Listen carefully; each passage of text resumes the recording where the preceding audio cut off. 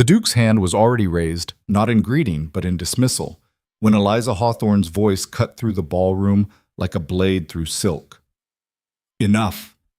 200 heads turned, the orchestra faltered mid-note, and Victor Ravencraft, the man they called the Devil Duke, the aristocrat whose very name could ruin fortunes before breakfast, froze with his fingers still extended toward the trembling girl he'd just verbally dismantled. Eliza felt her pulse hammering against her collarbone, felt the weight of every stare in that glittering hall, felt the borrowed dress tight across her shoulders, because she'd had to let it out herself after selling her mother's good one. She had perhaps 30 seconds before her courage failed completely. "What?" Victor said, his voice carrying that particular upper-class softness that promised violence. "Did you just say?" And Eliza, who'd come to this ball with exactly one goal, find a way to save her family before the creditors took everything, made a choice that would alter the trajectory of her entire life. If you're watching from London, New York, Tokyo, or anywhere in between, drop your city in the comments. I want to see how far this story travels. And hit that like button, because you're about to witness a marriage that begins with a threat and ends, well, you'll have to stay until the end to find out. The thing about Desperation, Eliza had learned, was that it didn't announce itself with trumpets and drama. It crept up quietly, wearing the face of ordinary decisions, selling a necklace here, dismissing a servant there, telling your 8-year-old brother that porridge was actually quite fashionable for dinner these days. 3 months ago, her father had been alive. 2 months ago, the creditors had started circling. 6 weeks ago, she'd discovered the full extent of the debt. And tonight, wearing a dress that had belonged to her mother and shoes she'd stuffed with newspaper to keep her feet from sliding, Eliza Hawthorne stood in the Ashworth ballroom trying to look like she belonged among people who spent more on gloves than her family now had for food. "You look like you're attending an execution," her cousin Margaret whispered, appearing at her elbow with 2 glasses of champagne. "Your execution specifically. That obvious?" "Only to someone who knows you." Margaret pressed one of the glasses into her hand. "Drink. You're wound so tight, I'm afraid you'll snap." Eliza took a sip, felt the bubbles sharp against her tongue, and wished desperately that she were anywhere else. "I shouldn't have come. You had to come. This is the Ashworth Ball. Everyone who matters is here." Margaret's eyes swept the room with practiced efficiency. "Lord Pemberton just looked your way. He's widowed, wealthy, and they say he's kind to his dogs." "How romantic."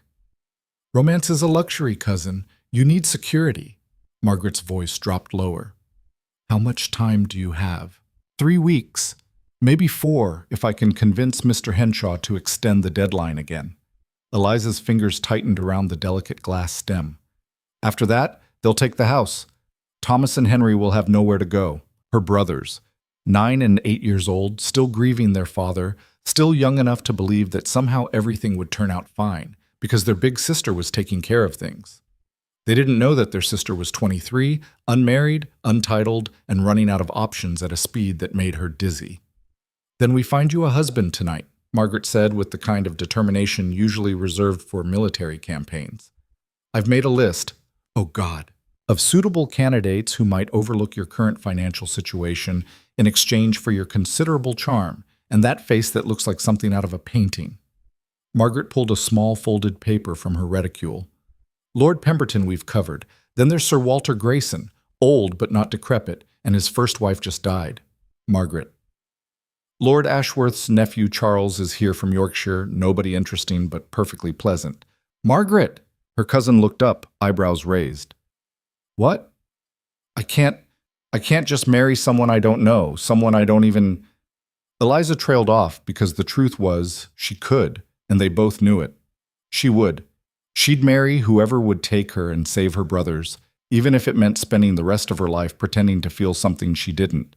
"Then get to know them quickly," Margaret said, not unkindly.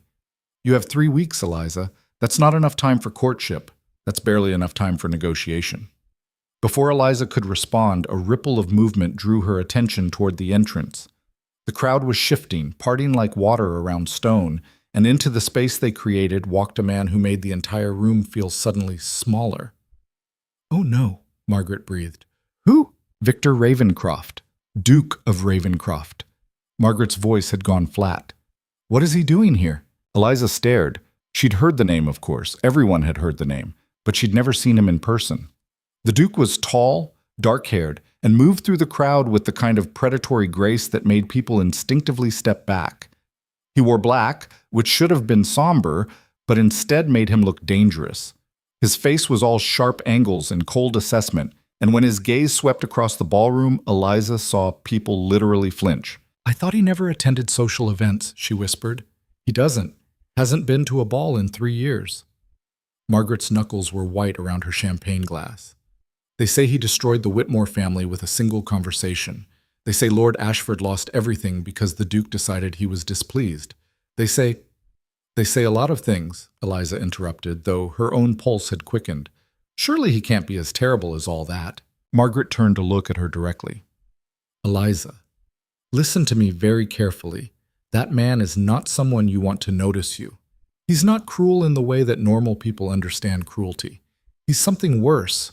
He's methodical, calculated. If he decides to ruin you, you won't even see it coming until it's done."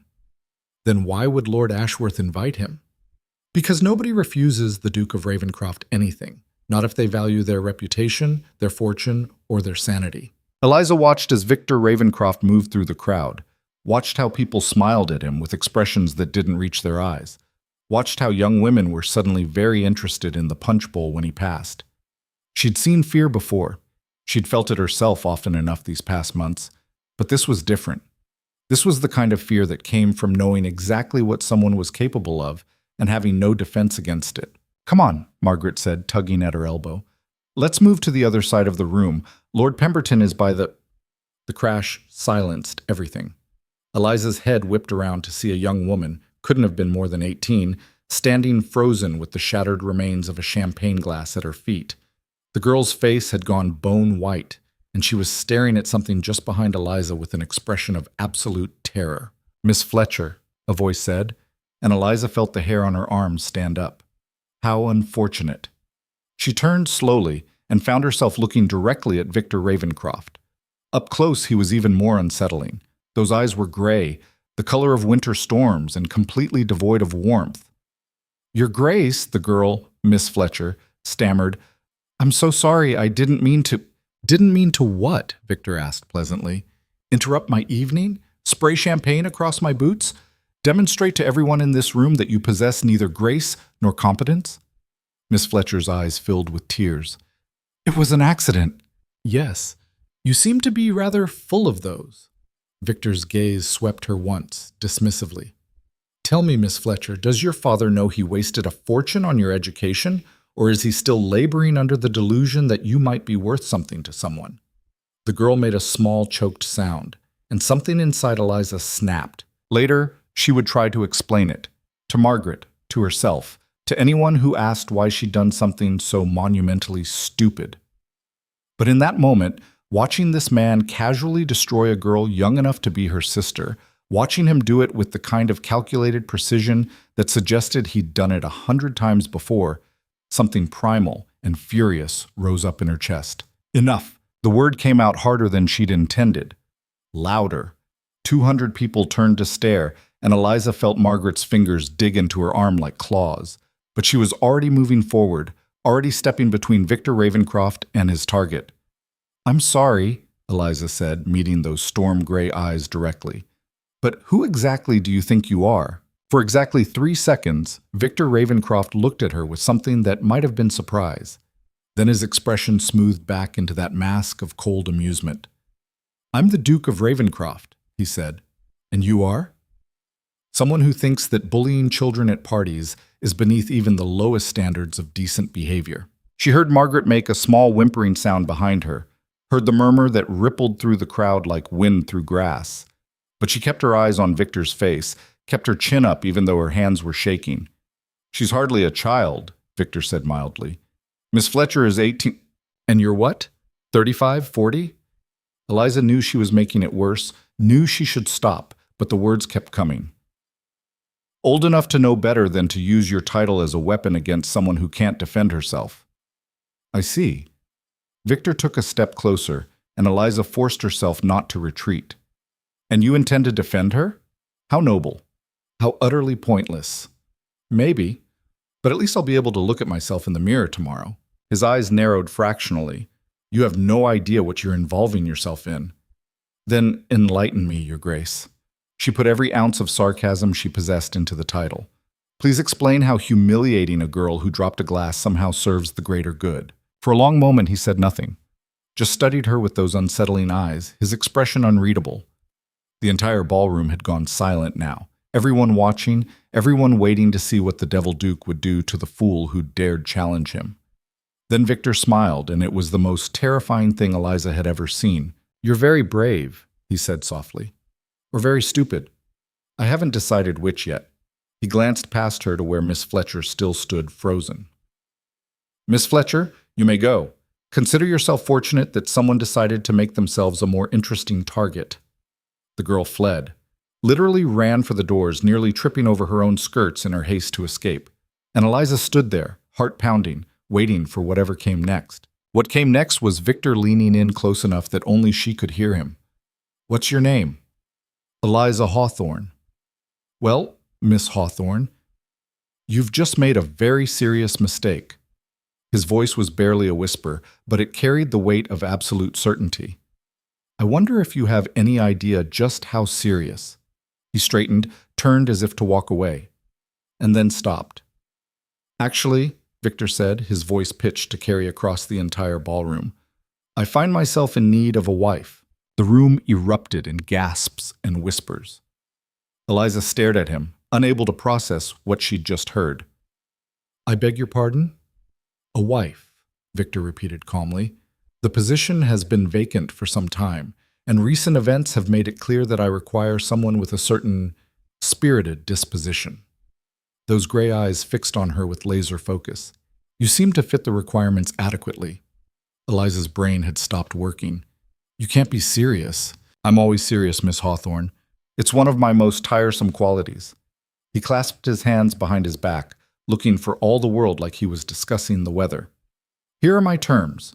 You will marry me within the month. In exchange, I will pay off whatever debts your family has incurred. Yes, I know about those. I make it my business to know everything and ensure your younger brothers receive proper education and care. Her stomach dropped. How did you? I told you. I know everything. Victor's smile was thin. Your father's gambling debts, the creditors circling, your rather desperate appearance here tonight in a dress that's 3 seasons out of fashion. You're running out of time, Miss Hawthorne, and I'm offering you a solution. A solution that benefits you how exactly? That's my concern, not yours. He tilted his head slightly. You have 10 seconds to decide. Either accept my proposal, save your family, and become a duchess, or refuse, watch me destroy what little remains of your reputation for the entertainment of everyone in this room, and spend the next 3 weeks watching your brothers lose their home. Your choice. Eliza felt like she was falling. This couldn't be happening. Things like this didn't happen in real life. Mysterious dukes didn't appear out of nowhere offering salvation wrapped in threats. It was insane. He was insane. But Thomas and Henry weren't insane. They were real. And they were depending on her, and she had 3 weeks, maybe 4, before they lost everything. 5 seconds, Miss Hawthorne. Margaret was trying to get her attention, mouthing something frantically. The entire ballroom was holding its breath. And Victor Ravencraft stood there like a statue carved from ice, waiting for her answer with the patience of someone who already knew what it would be. Eliza thought about her brothers. She thought about the house they'd grown up in, the only connection they had left to their parents. She thought about Mr. Henshaw's last visit, the way he'd looked at her with something close to pity when he'd explained that time was running out. She thought about having choices and realized she'd never really had any at all. Yes, she heard herself say. I accept. The ballroom exploded in noise, shocked exclamations, excited whispers, the rustle of fans being deployed by scandalized matrons. But Eliza barely heard any of it, because Victor Ravencraft had extended his hand, and she was taking it, and his grip was warm and firm and completely at odds with everything else about him. Excellent, he said. I'll send my solicitor tomorrow morning to handle the financial arrangements. The wedding will be 3 weeks from today. I trust that's sufficient time to prepare? Yes, I suppose. Good. He released her hand, stepped back. One more thing, Miss Hawthorne. What? Don't mistake my proposal for kindness. This is a transaction, nothing more. You will be Duchess of Ravencraft in name, but you will have no claim on my affection, my time, or my confidence. Is that clear?" Every instinct she had screamed at her to slap him, to tell him exactly where he could shove his conditional proposal. But Thomas's face floated through her mind and Henry's gap-toothed smile, and she swallowed every bit of pride she had left. "Perfectly clear, Your Grace." "Wonderful." Victor's smile was ice. "Welcome to the family, my dear. I'm sure you'll find it absolutely miserable." He turned and walked away, the crowd parting for him automatically, leaving Eliza standing alone in the middle of the ballroom with several hundred pairs of eyes boring into her back. Margaret materialized at her side, gripping her arm hard enough to bruise. "What?" she hissed. "Have you just done?" Eliza watched Victor's dark figure disappear through the doors, felt the weight of what she'd agreed to settling over her shoulders like a lead cloak. "Saved my brothers," she said quietly, "and possibly sold my soul." Eliza, "It's done, Margaret. It's done." The orchestra had started playing again, couples moving back onto the dance floor with studied casualness. But the whispers followed Eliza everywhere. She heard fragments as people passed. 3 weeks. Never thought he'd marry. That poor girl has no idea. She didn't stay long. Couldn't bear the stares and the speculation and the barely concealed pity. Margaret tried to convince her to remain, to present a strong front, but Eliza's composure was held together with spit and prayer, and she knew it would crumble completely if she didn't leave soon. The carriage ride home was silent except for the clatter of wheels on cobblestone. Eliza stared out the window at London passing by. All those glittering houses full of people who weren't engaged to the most dangerous man in England, and tried to figure out if what she was feeling was relief or terror. Maybe both. The house was dark when she arrived. Just a single candle burning in the front window where Mrs. Murray, their housekeeper, always left it. Eliza let herself in quietly, hoping to avoid conversation, but Mrs. Murray appeared anyway, her lined face anxious. "Miss Eliza, you're back early. Is everything—" "Everything's fine, Mrs. Murray." Eliza peeled off her gloves, her fingers numb. "I'm just tired. Is Thomas still awake?" "Asleep these past 2 hours. Both boys went down without fuss." Mrs. Murray hesitated. "There were men here earlier, the ones from Mr. Henshaw's office. They asked when you'd be home." "Of course they did." The creditors were getting impatient. "It's handled," Eliza said, and saw Mrs. Murray's eyebrows rise. "Or it will be, by tomorrow." "Miss Eliza." "I'm getting married, Mrs. Murray." The words tasted strange in her mouth. "To the Duke of Ravencraft. He's agreed to settle all of Father's debts." For a long moment, the older woman just stared at her. Then, very quietly, "Lord have mercy." "Yes. Well." Eliza attempted a smile and failed. "I need to sleep. Tomorrow is going to be complicated." She climbed the stairs to her room, her mother's dress rustling with each step, and closed the door behind her. Only then, alone in the darkness, did she let herself shake. What had she done? Victor Ravencraft, the Devil Duke, the man everyone feared, nobody trusted, and apparently no one could refuse. And she'd just agreed to marry him, to tie herself to him legally and permanently, based on nothing but a threat and a promise made in front of 200 witnesses. She'd saved her brothers. She knew that. Whatever else happened, Thomas and Henry would be safe, educated, cared for. That was worth any price, wasn't it? Eliza undressed mechanically, hanging the dress carefully because it was still the nicest thing she owned, and climbed into bed. Sleep seemed impossible, but exhaustion pulled her under anyway, dragging her into dreams that featured gray eyes and cold smiles, and the sensation of falling with nothing to catch her. The solicitor arrived at 9 sharp, exactly as Victor had promised. Mr. Pembroke was a thin, nervous man with spectacles that kept sliding down his nose, and he treated Eliza with the kind of wary respect usually reserved for unexploded artillery. "His Grace has instructed me to settle all outstanding debts immediately," he said, spreading papers across their small dining table with trembling fingers. "If you could provide documentation of the amounts owed, I'll arrange payment by end of day." Eliza retrieved her father's records from the study, pages and pages of debts, some large, most small, all adding up to a sum that made her sick every time she looked at it. She watched Mr. Pembroke's expression carefully as he reviewed them, waiting for judgment or shock, but he merely nodded and made notes. "This is manageable," he said finally. "I'll have everything cleared within 24 hours.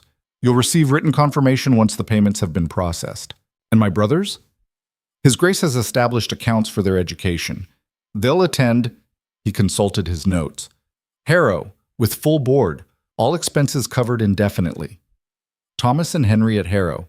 It was more than she'd dared hope for, more than she'd thought possible even before her father died. "Why is he doing this?" she asked before she could stop herself. Mr. Pembroke looked up, and for just a second, something like sympathy crossed his face. "I've worked for His Grace for 15 years, Miss Hawthorne. I stopped asking why a long time ago." After he left, Eliza sat alone at the table, staring at the papers he'd left behind. The marriage contract. Terms and conditions laid out in dense legal language that essentially confirmed what Victor had already told her. This was a transaction. She would be Duchess in name, would have access to his fortune for household management and personal needs, but would maintain separate quarters and make no demands on his time or attention. It was, in essence, a business arrangement dressed up in wedding clothes.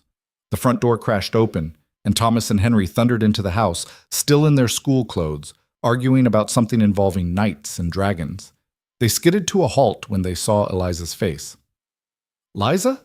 Thomas ventured, using his childhood name for her. "What's wrong?" She took a breath, forced a smile. "Nothing's wrong. Actually, I have some news. Good news." Henry climbed into her lap immediately, all gangly 8-year-old limbs. "What kind of good news?" "I'm getting married." Both boys stared at her. Then simultaneously, "What?" "To whom?"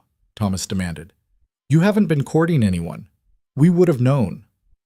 It happened rather quickly. That was certainly true. "His name is Victor Ravencraft. He's—" "The Duke?" Henry's eyes went round. "The scary one?" "He's not scary, Henry. Everyone says he's scary. Tommy Richards at school says his older brother says the Duke once made a man cry just by looking at him." "Tommy Richards' brother is an idiot," Thomas said, but he looked worried too. "Liza, are you sure about this?" "No." "Yes, completely sure. And here's the best part. You're both going to attend Harrow. Real school, not the village one, starting next term." She watched them process this, saw the excitement warring with confusion on their faces. Thomas recovered first, his expression going very adult very quickly. "Because he's paying for it," he said flatly. "Because we're poor now, and you're marrying him so we don't lose the house." "Thomas, I'm 9, Liza. I'm not stupid." His jaw set stubbornly. "You don't have to do this. We'll figure something out. It's already done." She pulled both boys close, felt their warm weight against her. "And I'm not just doing it for the house. I'm doing it because you deserve better than what I can give you alone. You deserve education and opportunity and a future that isn't limited by circumstances." "But do you love him?" Henry asked, his voice small. Eliza thought about lying. Thought about spinning some fairy tale about unexpected romance and love at first sight. But these were her brothers, and they deserved better than that. "No," she said honestly. "I don't love him. But sometimes love is less important than security. And the Duke can give us all that." "That's sad," Henry whispered. "Maybe. But it's also practical." She kissed the top of his head. "You'll understand when you're older." Thomas pulled away, his eyes suspiciously bright. "I don't want you to be sad, Liza." "Then don't be sad on my account. Be excited. You're going to Harrow, Thomas. Do you know how incredible that is?" Slowly, reluctantly, he nodded. And for the rest of the afternoon, Eliza let them talk about school and all the things they'd learn, let them get excited despite their worry, and tried not to think about the wedding that was now 3 weeks minus 1 day away. The next 2 weeks passed in a blur of activity. Victor sent a team to handle the wedding preparations. Apparently when you were a duke, you didn't actually plan your own wedding. You just pointed at things and other people made them happen. Eliza was measured for a dress she'd never chose, informed of a menu she'd never tasted, and given an itinerary for a wedding she barely felt connected to.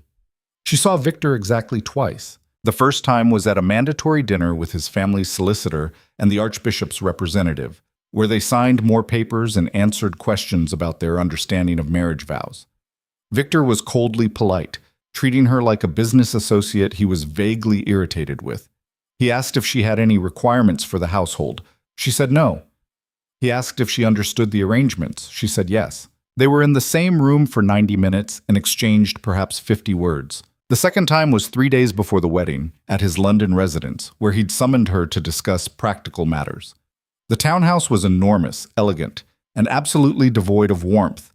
A butler who looked like he'd been carved from granite showed her to a study where Victor sat behind a massive desk, reading correspondence. "Miss Hawthorne," he said without looking up. "Punctual. Good." Eliza stood in the doorway, waiting. After a long moment, Victor set down his papers and finally looked at her. "After the wedding, we'll be residing primarily at Ravencraft Hall, my country estate. It's remote, private, and significantly more comfortable than London." He pushed a small stack of papers across the desk. "These are the household arrangements. Your quarters, your staff, your allowances. Review them and let me know if you have questions." She picked up the papers, scanned them quickly. The allowance alone was more than her entire family had lived on for a year. "This is generous," she said carefully. "It's adequate. You're going to be a duchess. You'll need to look like one." "And what exactly does a duchess do at Ravencraft Hall?" "Whatever she likes, as long as it doesn't interfere with my work." Victor leaned back in his chair, studying her. "I have business that requires my attention, frequently. You'll have the run of the house, the grounds, everything except my private wing. That's not negotiable." "I wouldn't dream of intruding." "Good." He hesitated, and for just a second, something shifted in his expression. "This arrangement is going to be strange for both of us, Miss Hawthorne. I'm aware of that. But if we can maintain a basic level of mutual respect and avoid unnecessary drama, it should be tolerable." "Tolerable," Eliza repeated. "What a romantic sentiment." His mouth twitched. It might have been a smile. "Romance was never part of the agreement." No, it wasn't." She set the papers back on his desk. "Is there anything else, Your Grace?" "Yes, actually." Victor stood, and Eliza was reminded again of how tall he was, how physically imposing despite his lean frame. "People are going to talk. About us, about this marriage, about why I chose you. The speculation has already started." "I'm aware. Let them talk. Don't try to explain or justify. Don't seek anyone's approval." His eyes locked onto hers. "You're going to be the Duchess of Ravencraft. That means you answer to no one except me, and you have nothing to prove to anyone. Understand?" It was perhaps the kindest thing he'd said to her, even if it was delivered like a military order. "I understand." "Then we're done here. I'll see you at the church." Eliza left feeling oddly unsettled. He was exactly as cold and distant as everyone said, but there'd been something in that last exchange, some hint that underneath all that ice there might be something human. Or maybe she was just desperate to believe that the man she was about to marry forever wasn't completely hollow inside. Yeah. The wedding day dawned gray and cold, fitting Eliza's mood perfectly. Margaret helped her dress. The gown was beautiful, she had to admit, all ivory silk and delicate lace, and attempted to maintain cheerful conversation, but gave up after Eliza's fifth monosyllabic response. "You know you don't have to do this," Margaret said quietly, adjusting Eliza's veil. "Even now, even at the church. You could still walk away. And go where? Do what?" Eliza met her cousin's eyes in the mirror. "He's already paid the debts, Margaret. My brothers are enrolled at Harrow. Walking away now would destroy what's left of my reputation and change nothing. I wish you looked happier. On your wedding day." This isn't that kind of wedding. The church was small, private, attended only by immediate family and necessary witnesses. Victor stood at the altar looking like he was attending a funeral, his expression remote and unreadable. Eliza walked down the aisle feeling like she was moving through water, everything distant and muffled. The vows were traditional. Victor's voice was steady, emotionless. Eliza shook only once, when she had to promise to honor and obey a man she barely knew. The ring he slid onto her finger was heavy, ornate, and cold against her skin. "You may kiss the bride." Victor leaned in, his lips brushing against hers so briefly it barely qualified as a kiss at all, and then it was done. She was the Duchess of Ravencraft, married to a man who'd made it crystal clear he wanted nothing from her except her presence at formal occasions. The breakfast afterward was awkward and brief. Thomas and Henry were on their best behavior, but clearly uncomfortable in their new formal clothes. Victor spoke perhaps 10 words total, mostly to his solicitor. And then it was over, and Victor was handing her into a carriage bound for Ravencraft Hall, and Margaret was hugging her goodbye with tears in her eyes. "Write to me," Margaret whispered. "Promise you'll write." "I promise." The carriage pulled away, and Eliza watched London disappear behind her, along with everything familiar and safe. Victor sat across from her, reading papers he'd brought along, ignoring her completely. They rode in silence for 3 hours. Finally, unable to bear it any longer, Eliza cleared her throat. "How much further to Ravencraft Hall?" "Another hour." Victor didn't look up from his papers. "And when we arrive, Mrs. Crawford, the housekeeper, will show you to your rooms. Dinner is at 8. I'll likely be working."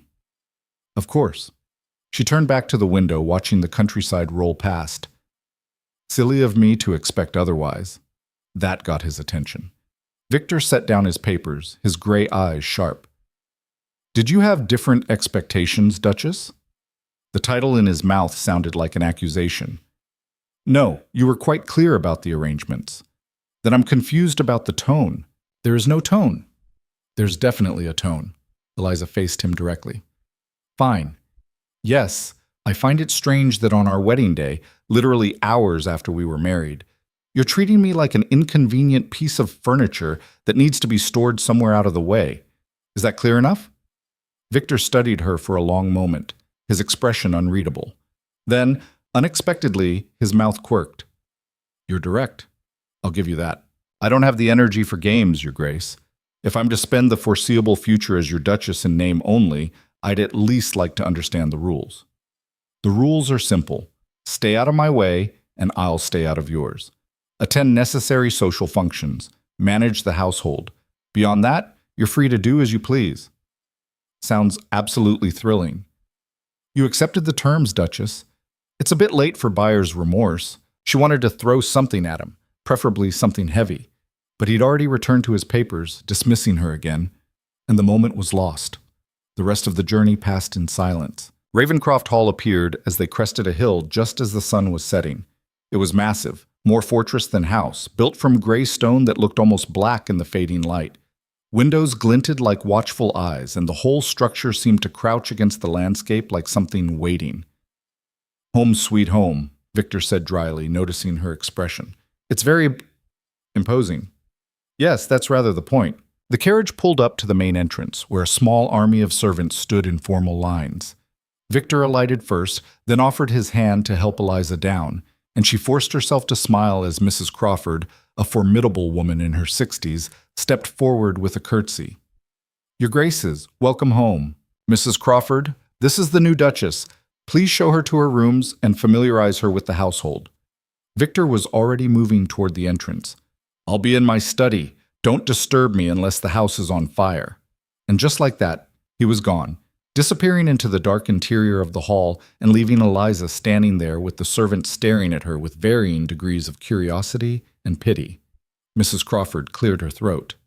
"If your Grace would follow me." Eliza followed her into Ravencraft Hall, into her new life, into a marriage that felt more like a prison sentence than a partnership, and tried very hard not to think about the fact that she'd just bound herself to this cold, remote man forever. The house was as intimidating inside as out.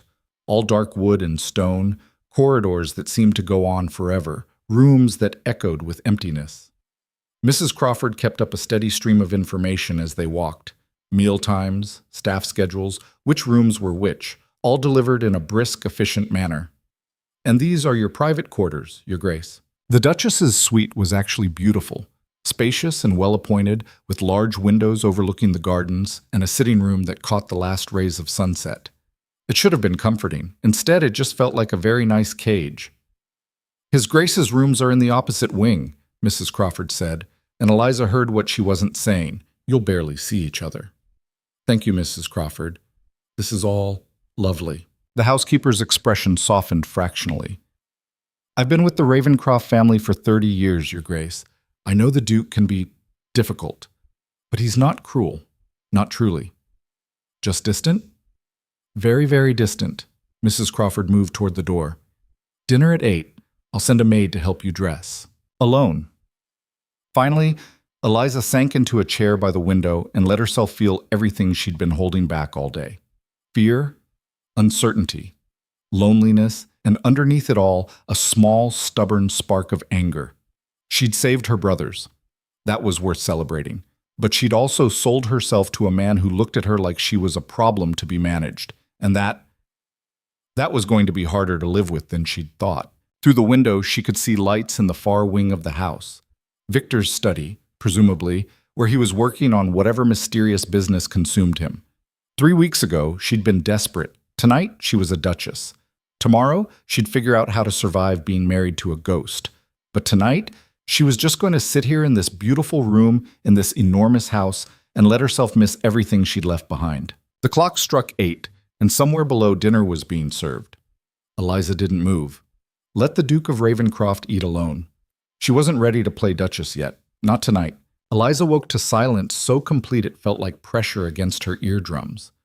For a disoriented moment, she didn't know where she was.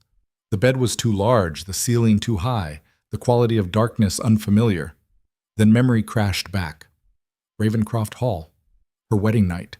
The dinner she'd skipped out of sheer stubborn spite. She sat up, squinting at the clock on the mantel. 6:30. Dawn was just beginning to leak gray light through the heavy curtains. Her first morning as the Duchess, and she'd slept alone in a room the size of her entire childhood home, married to a man who'd probably forgotten she existed the moment he'd walked away. Perfect.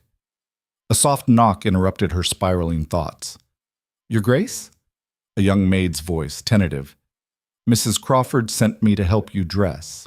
Eliza almost said no, send her away, prove some point she hadn't quite articulated yet. But that seemed childish, and whatever else she wasn't going to be that. "Come in." The maid, Annie, she introduced herself, was perhaps 16, with quick hands and a talent for filling silence with harmless chatter about the weather and the gardens and how lovely the Duchess's hair was.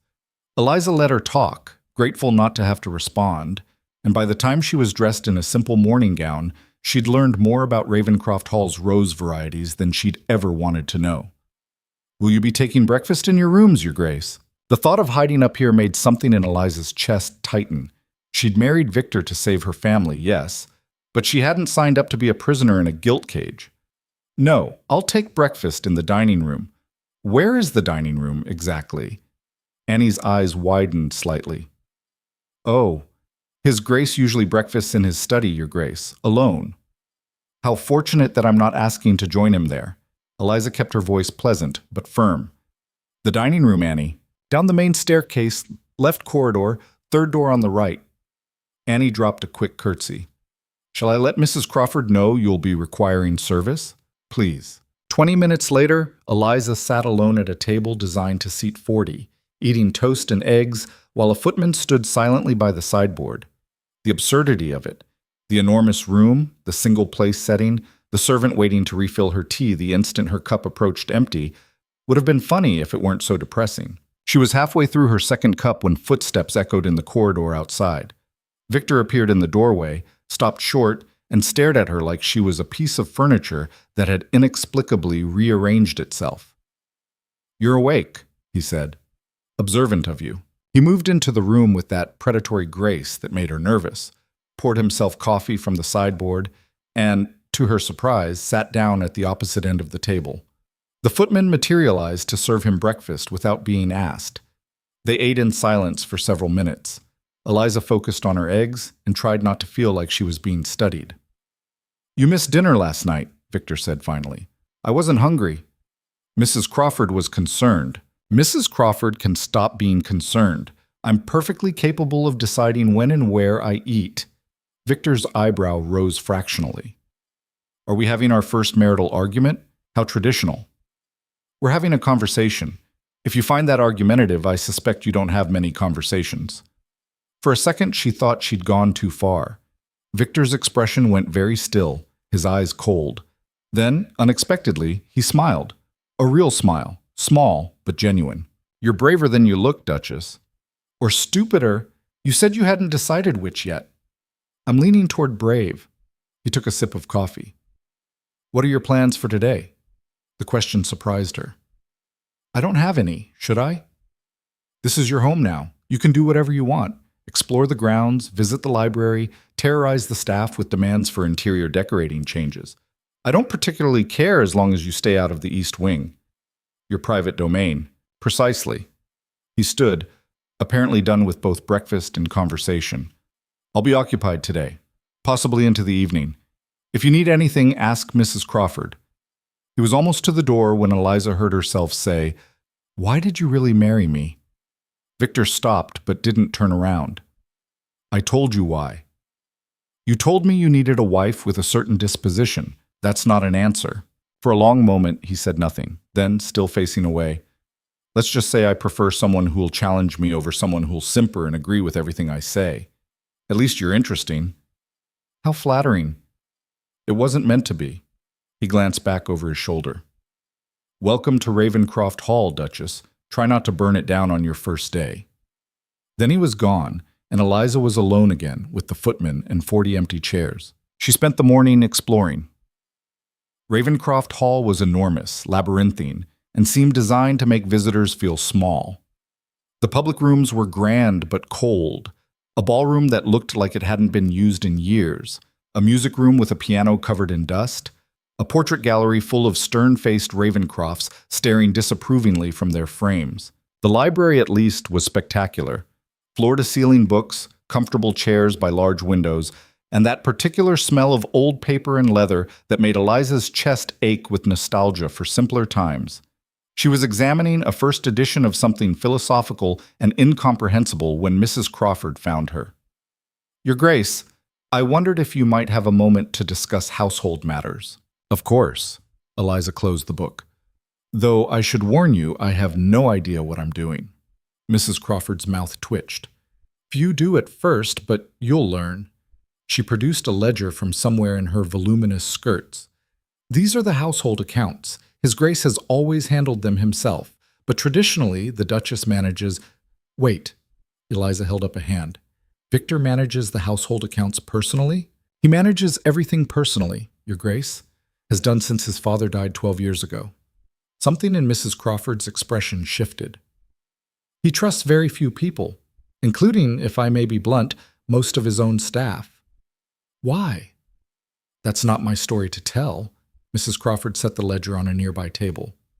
"But perhaps, if you're to be mistress of this house, you should understand what you're mistress of." Over the next hour, Mrs. Crawford walked Eliza through the basic operations of Ravencraft Hall. Staff schedules, supply orders, maintenance needs, social obligations. It should have been overwhelming, but Eliza had been managing her family's household since her mother died when she was 17. The scale was different, but the principles were the same. "You're very calm about all this," Mrs. Crawford observed. "I'm very good at pretending to be calm." Eliza closed the ledger. "Mrs. Crawford, can I ask you something?" "Of course, Your Grace." "The Duke, is he always so distant, cold, impossibly difficult?" Mrs. Crawford's expression softened. "Yes, but he wasn't always. Before his father died, before everything changed, he was quite different. Almost pleasant, people said." "What changed him?" "The responsibilities of the title, the expectations, and—" She hesitated.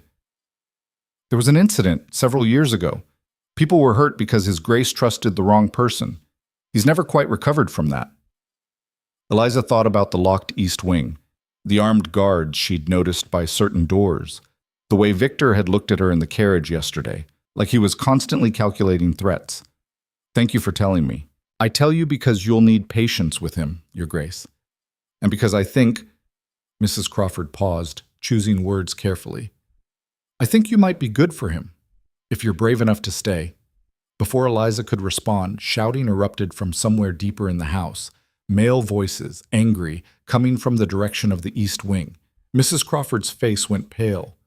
"Stay here, Your Grace." "What's happening?" "Nothing that concerns you. Please, just stay." But Eliza was already moving, following the sound of voices down corridors she hadn't explored yet. Mrs. Crawford called after her, but she ignored it, turning corners until she found herself in a part of the house that looked different, darker, more utilitarian, with doors that had serious locks instead of decorative handles. The shouting was coming from behind one such door, partly open. Through the gap, Eliza could see Victor, his back to her, facing two men in traveling clothes who looked exhausted and frightened. "Told you to wait!" Victor was saying, his voice tight with barely controlled anger. Told you explicitly not to move until I sent word. We had no choice, one of the men interrupted. The magistrate was coming. They knew about the family in the cellar. They knew. So you brought them here? To my house? Victor's hands were clenched at his sides. Do you have any idea what you've done? If anyone followed you. No one followed us, Your Grace. We were careful. Careful? Victor laughed, sharp and bitter. There's a family of 4 in my stable house right now that shouldn't exist according to every record in England, and you think you were careful? Eliza's breath caught. Family in the stable house, hidden, illegal, apparently. What exactly was her new husband involved in? She must have made a sound because suddenly Victor whirled around, and his expression when he saw her standing there was something between fury and fear. Get out, he said quietly. Victor, get out. But Eliza had spent too many years managing crises, had developed too much spine from necessity to be dismissed that easily. She stepped fully into the room instead, meeting his glare with one of her own. I'm your wife. This is my house too. And if there's something happening here that could put us all at risk, I have a right to know about it. The 2 men looked at Victor uncertainly. He looked at Eliza like he was seriously considering throwing her out bodily. You have no idea what you're talking about, he said finally. Then explain it to me. Why should I? Because I'm standing right here, and I'm not leaving until you do. She crossed her arms. You can waste time arguing with me, or you can tell me what's going on and let me help. Help? Victor's laugh was harsh. You've been Duchess for less than 24 hours. You can't even find your way around the house yet. What possible help could you offer? That stung, mostly because it was true. But Eliza had learned long ago that the best response to being underestimated was to prove people wrong.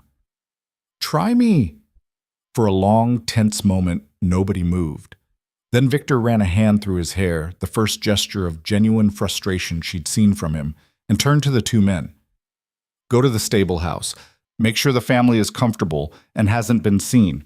I'll deal with this. The men fled gratefully, leaving Eliza alone with her husband, who was looking at her like she was a particularly complicated problem he couldn't solve. You should have stayed in the library, he said finally. Probably. But I didn't. She took a breath. Victor, what's happening here? He studied her for a long moment, and Eliza could practically see him calculating. Risk versus reward, trust versus security, truth versus comfortable lies. Finally, he moved to close the door fully, then leaned against it with his arms crossed. What do you know about the reclamation laws? He asked. They're laws about property rights, aren't they? Reclaiming land that was improperly seized during the war? That's the official version. The actual implementation is somewhat darker. Victor's expression was grim. Certain magistrates have been using the laws as justification to seize property from anyone they consider politically inconvenient. The families who own that property are then arrested, imprisoned, or worse, unless someone intervenes. Understanding dawned slowly, terribly. You intervene. I have resources, connections, the ability to move people and hide them until they can safely leave the country. He watched her carefully. It's illegal, obviously. Treasonous, according to some interpretations. If the wrong people discovered what I was doing, I'd be arrested, possibly hanged. And the family in the stable house? The Merricks. Thomas Merrick was a magistrate himself until he spoke out against the corruption. They came for his property, his position, and would have come for his family if my people hadn't gotten them out first. Victor's jaw tightened. They were supposed to stay hidden in Surrey until I arranged passage to France. Instead, my idiots brought them here directly, which means if anyone was watching, they lead the authorities straight to you, Eliza finished. Her mind was racing, trying to process this. How long have you been doing this? 3 years, maybe longer. He pushed away from the door. Now you know, my secret, my crime. The reason I needed a wife who wouldn't ask too many questions and could be trusted to stay out of my business. Except I didn't stay out of it. No, you didn't. He moved closer, and there was something dangerous in his eyes. So now we have a problem, Duchess. You know things that could destroy me, destroy everyone I'm trying to protect. What do you intend to do about it? It should have been frightening. He was bigger than her, stronger, and had just admitted to crimes that could get him executed. But Eliza looked at him and saw not a threat but a man who'd been carrying an impossible weight alone for years. "I intend to help you," she said. Victor blinked. "What? You heard me. I intend to help." She started ticking off points on her fingers. "First, we need to verify no one followed your people here. That means checking the roads, questioning the staff discreetly, making sure there are no strangers lurking about. Second, we need to get the Merrick family settled somewhere secure until you can arrange their transport, somewhere that isn't your stable house, where anyone with eyes could spot them.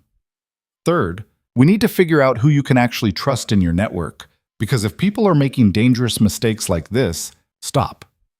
Victor held up a hand staring at her. "Just stop. You can't be serious." "I'm completely serious.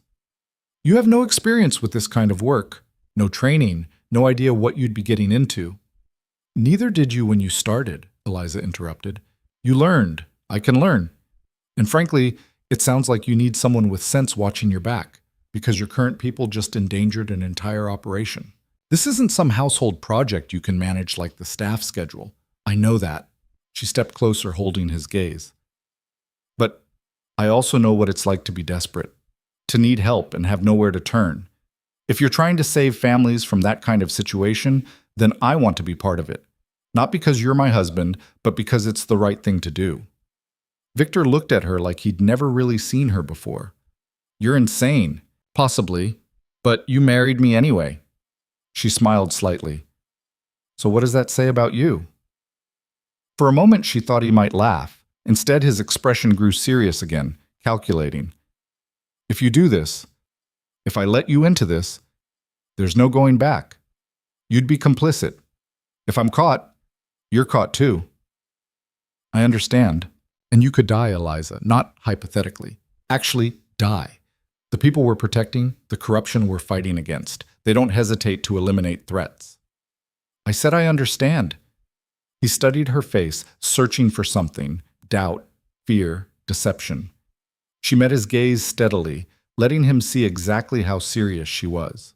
Finally, Victor nodded slowly. "All right.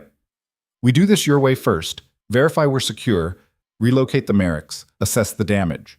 But if at any point I tell you to stop, to get out, you do it immediately. Agreed?" "Agreed." "Then let's start with the roads. There's a north entrance that's less watched." He paused, looking at her again. "Why are you doing this?" The question caught her off guard. "I told you, it's the right thing. That's not all of it." His eyes were sharp, penetrating. "There's something else." Eliza thought about lying, about keeping things simple. But if they were going to do this, really do this, they needed to start with honesty. "You gave me a choice," she said quietly. "At the ball. You could have destroyed me and walked away, but you gave me an option to save my family instead. Maybe it was manipulation, maybe it was strategy, but it was still a choice.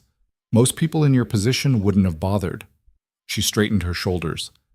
"So yes, this is the right thing to do, but it's also payment for the choice you gave me." Victor's expression was unreadable. Then, so quietly, she almost missed it. "You're nothing like I expected. Good or bad?" "I haven't decided yet." A commotion outside interrupted them, running footsteps, urgent voices. Victor moved instantly, positioning himself between Eliza and the door, one hand reaching for something in his jacket. The door burst open. One of the men from before stood there, breathing hard, face pale. "Your Grace, we have a problem." "What kind of problem?" Victor's voice was deadly calm. "Magistrate's men, 3 of them, maybe 4. They were seen asking questions in the village an hour ago. They're headed this way." Every muscle in Victor's body went tense. "Get the Merricks to the priest hole. Now. Move the horses, clean the stable house, erase any evidence they were there. Go." The man disappeared. Victor turned to Eliza, his face hard. "Go to your rooms, act normal. If anyone asks, you've been there all morning reading." "Victor, this isn't negotiable. If they search the house, if they find anything—" He grabbed her shoulders, his grip tight. "They cannot connect you to this. Do you understand? You're my wife, but you're also my alibi. You have to be above suspicion." She wanted to argue, wanted to insist she could help, but the look in his eyes stopped her. This wasn't Victor being controlling or dismissive. This was Victor being terrified. for her. "All right," she said. "I'll go, but you be careful." "Always am." He released her, already moving toward the door. "Mrs. Crawford will come get you when it's safe. Until then, stay put." Eliza fled back to her rooms, her heart hammering. Annie was there, turning down the bed, and looked surprised to see her. "Your Grace, I thought you were in the library." Change of plans. I'm feeling a bit tired. Eliza forced her voice to remain steady. "Could you bring me some tea and perhaps something to read?" "Of course, Your Grace." The next 2 hours were the longest of Eliza's life. She sat by the window with a book she couldn't focus on, watching the drive for any sign of visitors. Her tea went cold. The clock ticked relentlessly. Finally, she saw them. 4 men on horseback, official-looking in dark coats with the magistrate's insignia. They dismounted at the main entrance, and moments later she heard voices below, Victor's, smooth and unconcerned, and others asking questions she couldn't make out. She pressed closer to the window, trying to see more, and that's when she noticed something that made her blood run cold. One of the magistrate's men had separated from the group. While the others were at the front entrance being handled by Victor, this one was moving along the side of the house, toward the stable block, toward where the Merricks had been hidden less than 3 hours ago. Eliza's mind raced. Victor didn't know. He was busy managing the main group, probably assuming they'd all stay together. But if this man found evidence, a forgotten belonging, a sign of recent occupation, anything, it would be over. She could stay here. Follow Victor's orders. Let whatever happened happen. Or she could do something incredibly stupid. The decision took less than 5 seconds. Eliza burst out of her room, nearly bowling over a startled maid, and ran for the back stairs. She had no plan, no idea what she'd actually do when she got there, but sitting idle while everything fell apart wasn't an option. She reached the ground floor and headed for the garden door, emerging into afternoon sunlight that felt too cheerful for the situation. The stable block was across the lawn, and she could see the magistrate's man approaching it, maybe 30 yards away. Eliza did the only thing she could think of. She screamed. Not a little scream. A full-throated, terror-filled shriek that echoed across the grounds and sent birds scattering from nearby trees. The magistrate's man spun around, hand going to his weapon. Eliza grabbed her skirts and ran toward him, still screaming, and then, because she'd already committed to absolute insanity, collapsed dramatically on the grass. "Snake!" she wailed as he reached her. "Oh God, there was a snake! It was huge! I think it bit me!" "Madam, calm down." "I can't calm down. I'm dying. I'm going to die." She grabbed his arm, pulling herself up while simultaneously making sure he had to support her weight. "You have to help me, please. I think I'm poisoned." "There are no venomous snakes in England," the man said, clearly bewildered. But he was moving with her now, back toward the house, away from the stables. "Then why does my ankle hurt? Look at it. Is it swelling?" Eliza thrust her perfectly fine ankle toward him. "Oh God, I can't feel my toes." By this point, her screaming had attracted everyone's attention. Victor appeared from the main entrance with the other magistrate's men, his expression cycling rapidly from alarm to confusion to, when he saw what she was doing, something that might have been grudging admiration. "Eliza!" He ran toward them, playing his part perfectly. "What happened?" "Snake, Your Grace! The Duchess saw a snake!" "I'm dying," Eliza moaned, leaning heavily on the magistrate's man. "Victor, I'm definitely dying." "You're not dying," Victor said firmly, but his eyes were dancing with something that wasn't quite laughter. "Sir, if you could help me get her inside." Between them, they half-carried Eliza back to the house, while she maintained a steady stream of dramatic complaints about her imminent demise. The other magistrate's men followed, clearly uncomfortable with the situation. Inside, Victor settled her on a settee in the drawing room while Mrs. Crawford appeared with impressive speed, took one look at the situation, and immediately began fussing over Eliza's snake bite. "We should call for a physician," one of the magistrate's men said uncertainly. "Not necessary," Mrs. Crawford announced after examining Eliza's ankle. "No bite marks, just a fright, I think." "A terrible fright," Eliza agreed weakly. "I've never been so scared in my life." The magistrate's men looked uncomfortable, clearly eager to leave. Their leader cleared his throat. "Your Grace, we apologize for the intrusion. We had reports of suspicious activity in the area, but obviously there's nothing here." "Obviously," Victor said smoothly, "though I appreciate your diligence. Please, let me walk you out. He escorted them to the door, and Eliza watched through the window as they mounted their horses and rode away. Only when they were completely out of sight did Victor return to the drawing room, close the door, and lean against it. "A snake," he said. "I panicked. You threw yourself on the ground screaming about a snake that doesn't exist. It worked, didn't it? You could have been hurt, or arrested for interfering with a magistrate's investigation, or—" He stopped, running both hands through his hair. "What were you thinking?" "I was thinking that one of them was heading for the stables and you didn't know." Eliza sat up, abandoning her invalid act. "I was thinking that I had about 30 seconds to create a distraction, and a screaming duchess seemed like a good option." Victor stared at her. Then, to her complete shock, he started laughing, real laughter, deep and genuine, the first she'd heard from him. "You're completely insane," he said finally. "You've mentioned that. I mean it this time." He crossed the room, sat down beside her, and for the first time since she'd met him, looked at her like she was an actual person instead of a problem to be managed. "Thank you. That was incredibly stupid and incredibly brave." "My specialty, apparently." They sat in silence for a moment. Then Victor said quietly, "The Merricks are safe, hidden in the old priest hole behind the chapel. They'll stay there until tomorrow night, then we'll move them to a safe house in Kent." "Good. And you?" He turned to face her fully. "You just became complicit in treason. You understand that, right? There's no going back from this." "I know." "Why?" The question was soft but intense. "You barely know me. You could have stayed safe, stayed out of it." "Because," Eliza interrupted, "nobody should have to fight alone. And because despite your best efforts to be terrifying, I think you're trying to do something good. So yes, I'm in. Completely. Whether you like it or not." Victor studied her face, and Eliza saw the exact moment something shifted in his expression. The walls coming down just slightly, the calculation being replaced by something almost like trust. "All right," he said finally. "Partners, then." "Partners." He extended his hand, formal and serious. Eliza took it, feeling the warmth of his grip, the calluses that spoke of someone who didn't just give orders but did actual work. "Welcome to the conspiracy, Duchess," Victor said. "Try not to get us both hanged." "I'll do my best." He stood, helped her up, and for just a second his hand lingered on hers. Then he stepped back, and the moment was gone. "Rest. Tomorrow we start teaching you how to actually help with this insanity instead of just improvising with imaginary snakes." He paused at the door. "And Eliza." "Yes?" "That was possibly the worst performance I've ever seen. We're going to have to work on your lying if you're going to be any use at this." He left before she could throw something at him, but she heard him laughing in the corridor, and somehow that made everything, the danger, the insanity, the complete upheaval of her entire life, seem slightly less terrifying.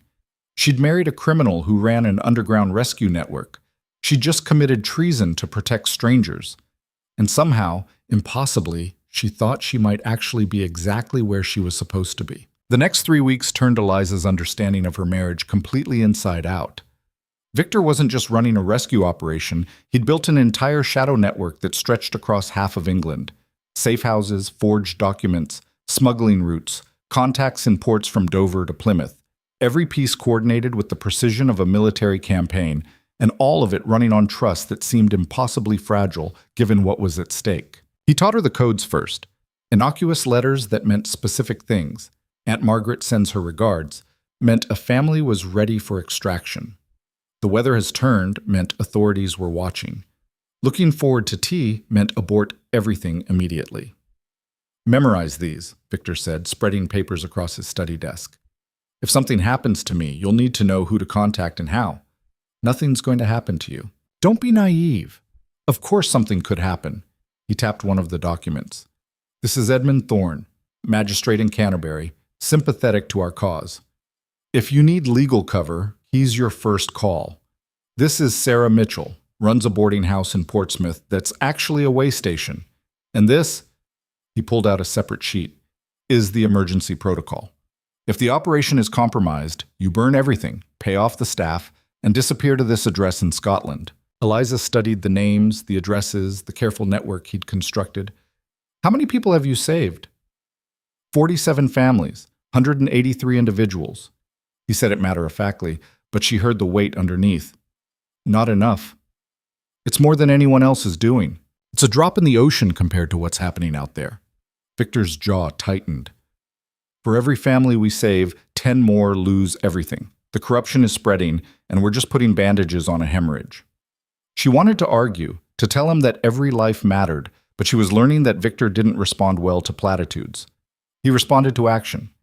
Then we need to save more families, she said simply. What's next? He looked at her like he was still trying to figure out if she was real. Then he pulled out another file. The Ashford family. Father's a professor who published papers criticizing the reclamation laws. They came for his position last week.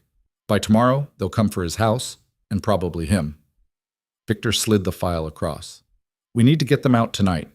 4 people, professor, wife, 2 daughters. They're hiding in a church basement in Essex. What do you need me to do? I need you to stay here and coordinate. I'm taking Thomas and Richard, 2 of his most trusted operatives, to handle the extraction, but someone needs to monitor the safe houses, manage communications, make sure nothing's falling apart elsewhere while we're occupied. It was a test, Eliza realized. He was giving her real responsibility, seeing if she could handle it. I can do that. If anything goes wrong, I know the protocols. I'll manage it. Victor studied her for a long moment, then nodded. We leave at 8. I should be back by dawn. He wasn't. By 9 the next morning, Eliza had worn a path in the carpet of Victor's study, had checked the road 17 times, and was seriously considering sending out a search party herself. Mrs. Crawford brought tea she didn't drink. Annie asked twice if she needed anything. The household could feel the tension radiating off her. At 9:30, a rider came. Not Victor. One of his men, bloodied and barely staying upright in the saddle. Eliza ran outside before anyone could stop her, catching the man as he half fell from his horse. What happened? Where's Victor? Ambush, the man gasped. Someone knew. Someone told them exactly where we'd be. Blood was seeping through his coat. His Grace sent me back. Said to lock down everything, trust no one. Where is he? Pinned down in the church. Magistrate's men have the building surrounded. The man's eyes were wild with pain and fear. They have hostages now, the professor's family and his Grace. If he tries to run, they'll execute the hostages.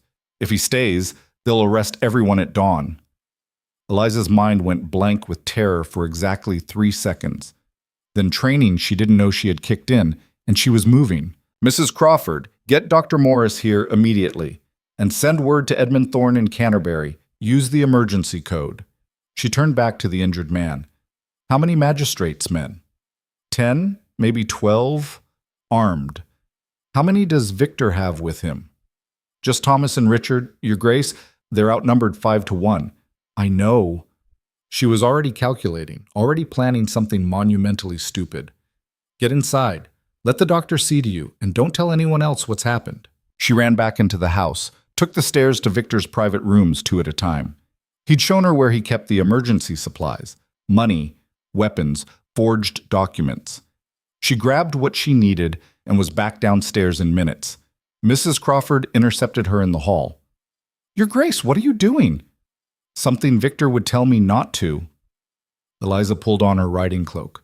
If anyone asks, I've gone to visit my brothers at school. I'll be back by nightfall. You're going after him. It wasn't a question. Eliza met the housekeeper's eyes directly. I am. You'll get yourself killed, and His Grace will never forgive himself. If I do nothing, he'll die anyway. They all will. Eliza's voice was steady despite the fear clawing at her chest. I'm not letting that happen. Mrs. Crawford stared at her for a long moment. Then, incredibly, she smiled. He chose better than he knew. I hope you still think that when I get back. Eliza rode hard for Essex, pushing her horse faster than was probably safe, her mind racing through and discarding plans. She couldn't fight 12 armed men, couldn't overpower them or outmaneuver them through force. But Victor had taught her something important over the past 3 weeks. The best weapon wasn't always strength. Sometimes it was audacity. The church came into view just after noon, small, stone, sitting isolated on a hill with clear sightlines in all directions. She could see the magistrate's men positioned around it, professional, organized, waiting. Eliza rode straight up to them. "Stop right there." One of the men stepped forward, hand on his weapon. "This area is restricted. I'm the Duchess of Ravencraft," Eliza said, pitching her voice to Carrie. "And I'm here to negotiate the release of my husband." That got their attention. Weapons came up, pointed at her, and for a terrifying moment she thought they might just shoot her out of the saddle. Then a voice from inside the church called out, "Let her through!" The men parted reluctantly. Eliza dismounted, forced her legs to stay steady, and walked toward the church entrance. Inside was dim after the bright sunlight. It took her eyes a moment to adjust, and when they did, her heart nearly stopped. Victor was on his knees in the center of the nave, hands bound behind his back, Richard and Thomas similarly restrained beside him. The Ashford family huddled near the altar, mother clutching both daughters, the professor standing protectively in front of them, and surrounding them all, more armed men, weapons drawn. At the front, examining an old Bible with apparent interest, stood a man in expensive clothes with the magistrate's seal prominent on his coat. He looked up when Eliza entered and smiled. "Duchess, how unexpected." He set the Bible aside. "I'm Magistrate Philip Garrett. Your husband and I were just discussing the consequences of treason." Eliza forced herself not to look at Victor, not to react to the blood on his face or the fury in his eyes. "Then perhaps you'd like to discuss them with me instead." "You're here to bargain for his life? How touching." Garrett moved closer, circling her like a predator. "What exactly do you think you have to offer me?" "Information.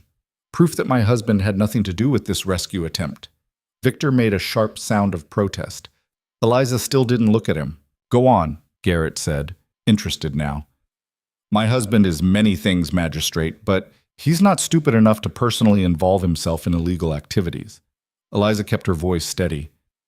"The truth is, I've been running this operation, using his name, his resources, his network, without his knowledge or permission." "Eliza," Victor's voice was strained. "Shut up, now." She ignored him.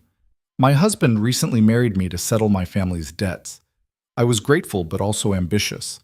When I discovered his network of contacts and safe houses, which he maintains for legitimate business purposes, I saw an opportunity to do something meaningful with my new position."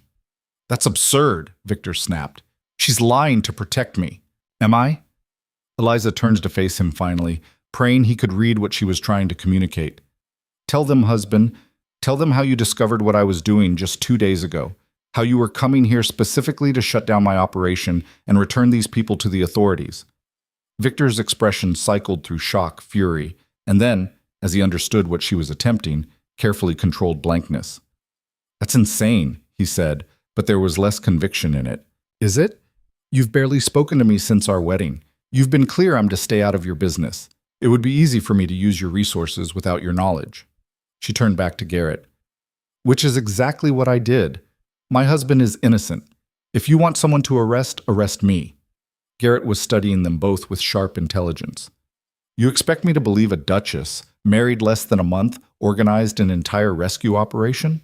I expect you to believe that a desperate woman with access to money and connections might do desperate things." Eliza lifted her chin. "Arrest me, Magistrate. Let my husband and these people go. I'll confess to everything." "No." Victor's voice was flat, dangerous. "Absolutely not. You don't get a vote in this." "Like hell I don't—" "Enough!" Garrett's voice cracked through the church. He looked between them, calculating. "Here's what I think. I think the Duke is guilty. I think you're trying to sacrifice yourself to save him, and I think—" He smiled coldly. "I can arrest you both and let the courts sort it out." Eliza's heart sank. She'd gambled and lost. But then another voice spoke from the doorway. "I don't think you will." Edmund Thorne strode into the church, magistrate's seal prominent on his own coat, 6 armed men behind him. His expression was professional ice. "Magistrate Garrett, how interesting to find you here." Garrett's face paled slightly. "Edmund, this doesn't concern Canterbury's jurisdiction. It does when you're operating without proper warrants in my district." Thorne produced documents from his coat. "These people are under my protection pending investigation. You've overstepped your authority, Philip." "That's ridiculous. I have every right. You have the right to submit formal charges through proper channels. You don't have the right to hold British citizens hostage in a church. Thorne's voice hardened. Release them, now, or I'll have you arrested for exceeding your authority. For a long, tense moment, nobody moved. Garrett's men looked uncertain, caught between two magistrates with conflicting orders. The church was silent except for the sound of breathing and the distant call of birds outside. Finally, Garrett nodded sharply to his men. Cut them loose. Victor's bonds were removed. He stood slowly, rubbing his wrists, his eyes locked on Garrett with barely controlled rage. This isn't over, Garrett said quietly. I know what you're doing, Ravencraft, and I will prove it. You're welcome to try. Victor's voice was silk over steel. But if you threaten my wife again, investigation or not, I will destroy you. Garrett's smile was thin. We'll see. He left with his men, and the tension in the church dissolved like smoke. The Ashford family sagged with relief. Thomas and Richard immediately started checking exits, making sure they were really clear, and Eliza, running on pure adrenaline for the past 4 hours, felt her legs give out. Victor caught her before she hit the floor, his arms suddenly around her, his voice in her ear. I've got you, I've got you. She was shaking, she realized. Trembling so hard her teeth chattered. The fear she'd held back while facing Garrett crashed over her all at once. That was so stupid, Victor was saying, his voice rough. So monumentally, incredibly stupid. It worked. It could have gotten you killed. It could have gotten us both executed. His arms tightened around her. What were you thinking? I was thinking I wasn't going to let you die in a church while I sat safely at home. She pulled back enough to look at him. You would have done the same for me. That's different. How? Because you're the Duke and I'm just your wife? She saw him flinch at that. We're partners, remember? You said so yourself. Victor opened his mouth, closed it again, and then did something completely unexpected. He laughed, sharp and slightly hysterical. Partners. Right. He scrubbed a hand over his face. Partners who apparently think riding alone into armed standoffs is reasonable behavior. I had a plan. Your plan was to confess to treason. It was the best I could come up with on short notice. Eliza's own hysteria was building. And it would have worked if Edmund hadn't shown up.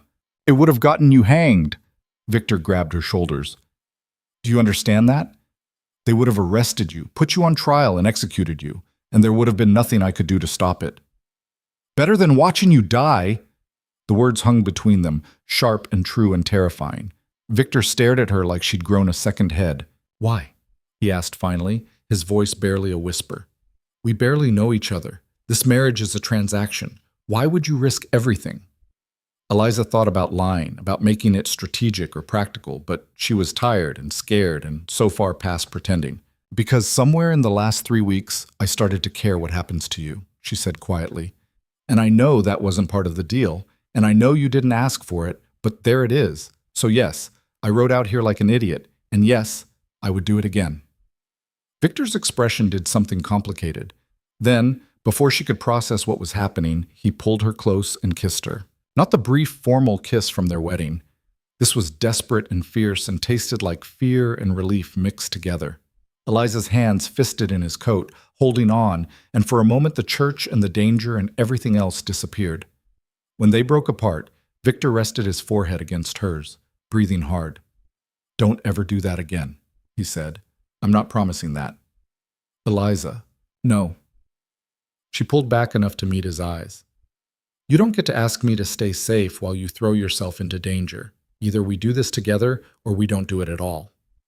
That's not how this works. Then change how it works. She was surprised by the steel in her own voice. I'm not going back to being decorative and useless. Not after this. Not after everything. For a long moment, Victor just looked at her. Then, incredibly, he smiled, a real smile, warm and genuine and a little bit awed. You're going to be the death of me, aren't you? Probably. Wonderful. He kissed her forehead, quick and soft. Come on.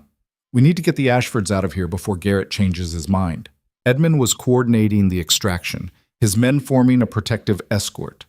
The professor kept trying to thank them, his voice breaking with emotion. His daughter stared at Eliza like she was something out of a story. You saved us, the older girl whispered. We all saved each other, Eliza said, and meant it. The ride back to Ravencraft Hall was tense. They split up, Edmund taking the Ashfords one direction, Victor and Eliza another, Thomas and Richard by a third route. Basic security protocol, but it meant 2 hours of watching the roads for pursuit, jumping at every sound. They made it back without incident. The household descended into controlled chaos, the injured man being treated, Thomas and Richard reporting in, Mrs. Crawford organizing hot food and baths and all the practical necessities that followed crisis.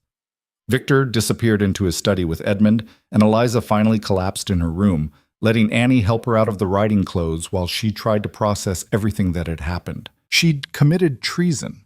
She'd confessed a crime she didn't commit to save her husband. She'd kissed Victor, or he'd kissed her, and it had felt nothing like a transaction. What had she gotten herself into? A knock interrupted her spiraling thoughts. Victor stood in her doorway, looking exhausted but alert. "Can I come in?" "It's your house." "It's your room." But he entered anyway, closing the door behind him. "Edmund's gone. The Ashfords are safe in Canterbury. Richard's injury is minor. Everyone's accounted for." "Good." They stood there awkwardly, and Eliza was suddenly very aware that she was in her dressing gown, her hair down, the intimacy of the setting at odds with the careful distance they'd maintained. "About earlier?" Victor started. "Which part? The confession or the kiss?" His mouth twitched. "Both, I suppose." He moved to the window, putting space between them. "I owe you an apology for getting captured, for putting you in that position. You were betrayed. That's not your fault." "It is, actually." His jaw tightened. "Someone in our network told Garrett exactly where we'd be. Someone I trusted gave us up." The implication hit her like cold water. "You think someone in your network is a traitor?" "I know someone is." Victor turned to face her. "This isn't the first operation that's gone wrong. There have been smaller things, close calls, near misses. I thought it was bad luck or poor planning. But this? Garrett knew too much, which means someone's been feeding him information. Someone you work with closely." "Yes." Eliza's mind was already racing through the people she'd met over the past weeks. Thomas and Richard were beyond suspicion. They'd been with Victor for years, had risked their lives today. But there were others, contacts, informants, the extended network of people who made the operation possible. "We need to find them," she said. "We need to be careful.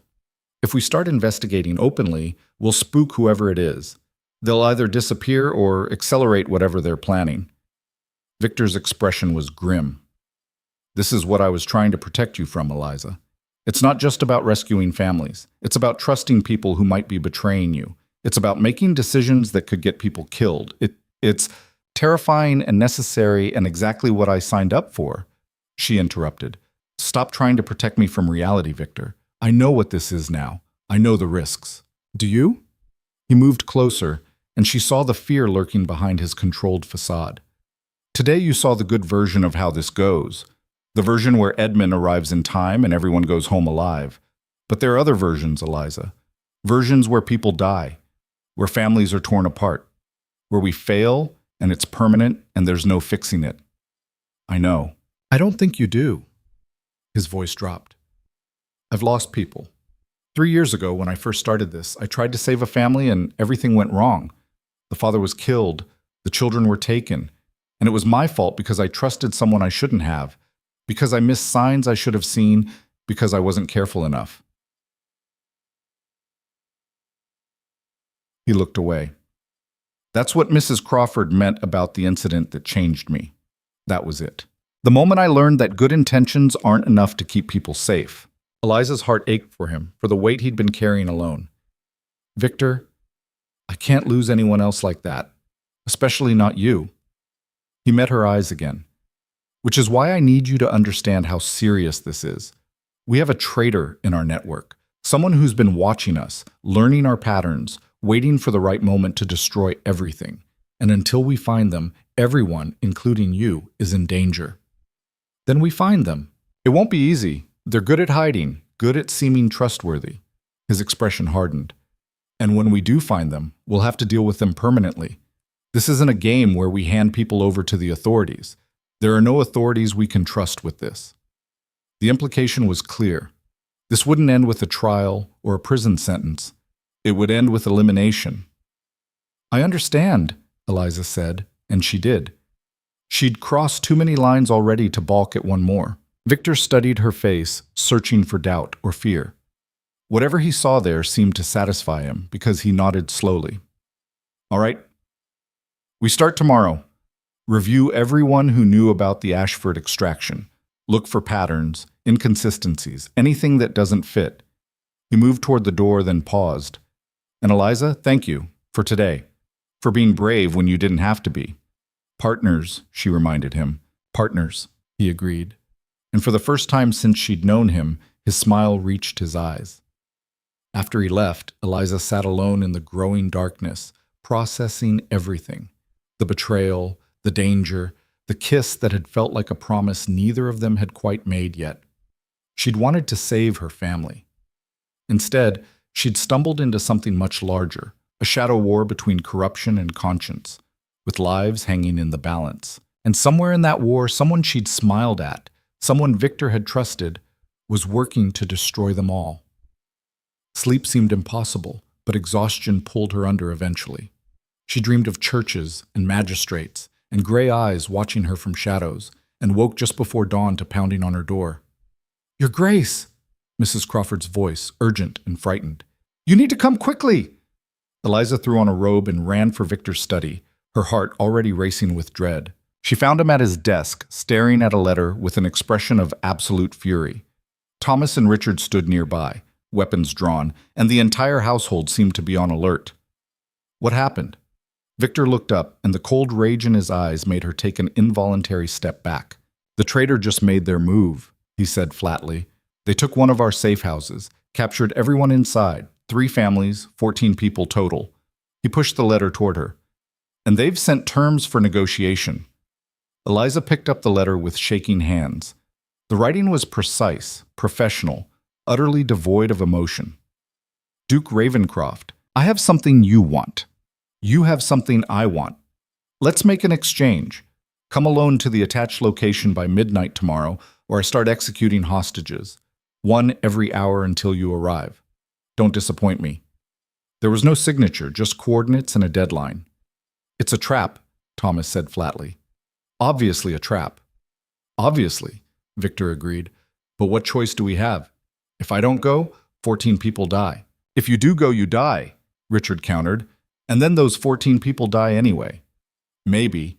But maybe I can negotiate, can buy us time to... No. Eliza's voice cut through the argument. They all turned to stare at her. You're not going alone. Eliza, I said no. She met his eyes directly. You go in there alone, you die. We all know it.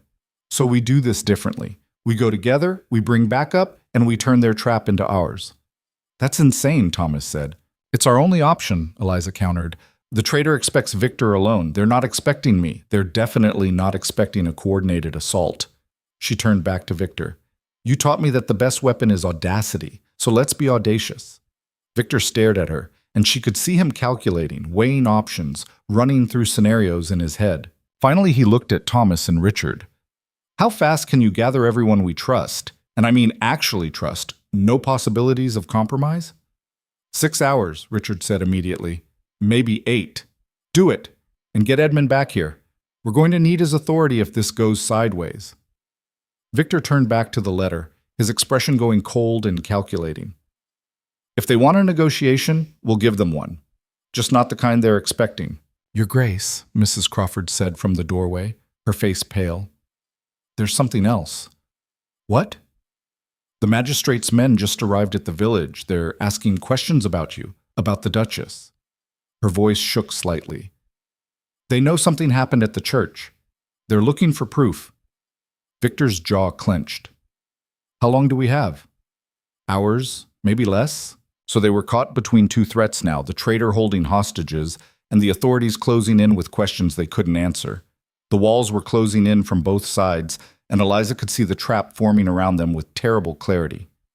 We move tonight, Victor said decisively. Hit the traitor's location, rescue the hostages, and be back before the magistrate can move against us. It's tight, but it's possible. It's suicide, Thomas muttered. It's all we've got. Eliza looked at the letter again, at the cold precision of the threat, and felt ice settle in her stomach. 14 lives hanging in the balance. Victor's life at risk. Everything they'd built about to come crashing down. And somewhere out there, someone who'd betrayed them was waiting. "Then let's not keep them waiting," she said quietly. Victor's hand found hers, squeezed once. Together? Together.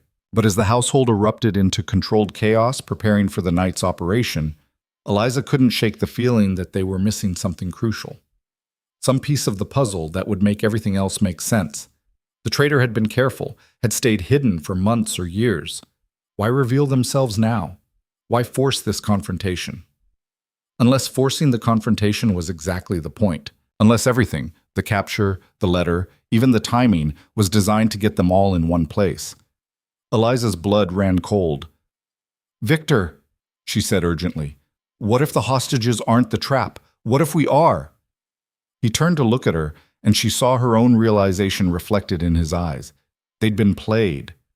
Brilliantly, completely played. And they were walking straight into whatever the traitor had planned.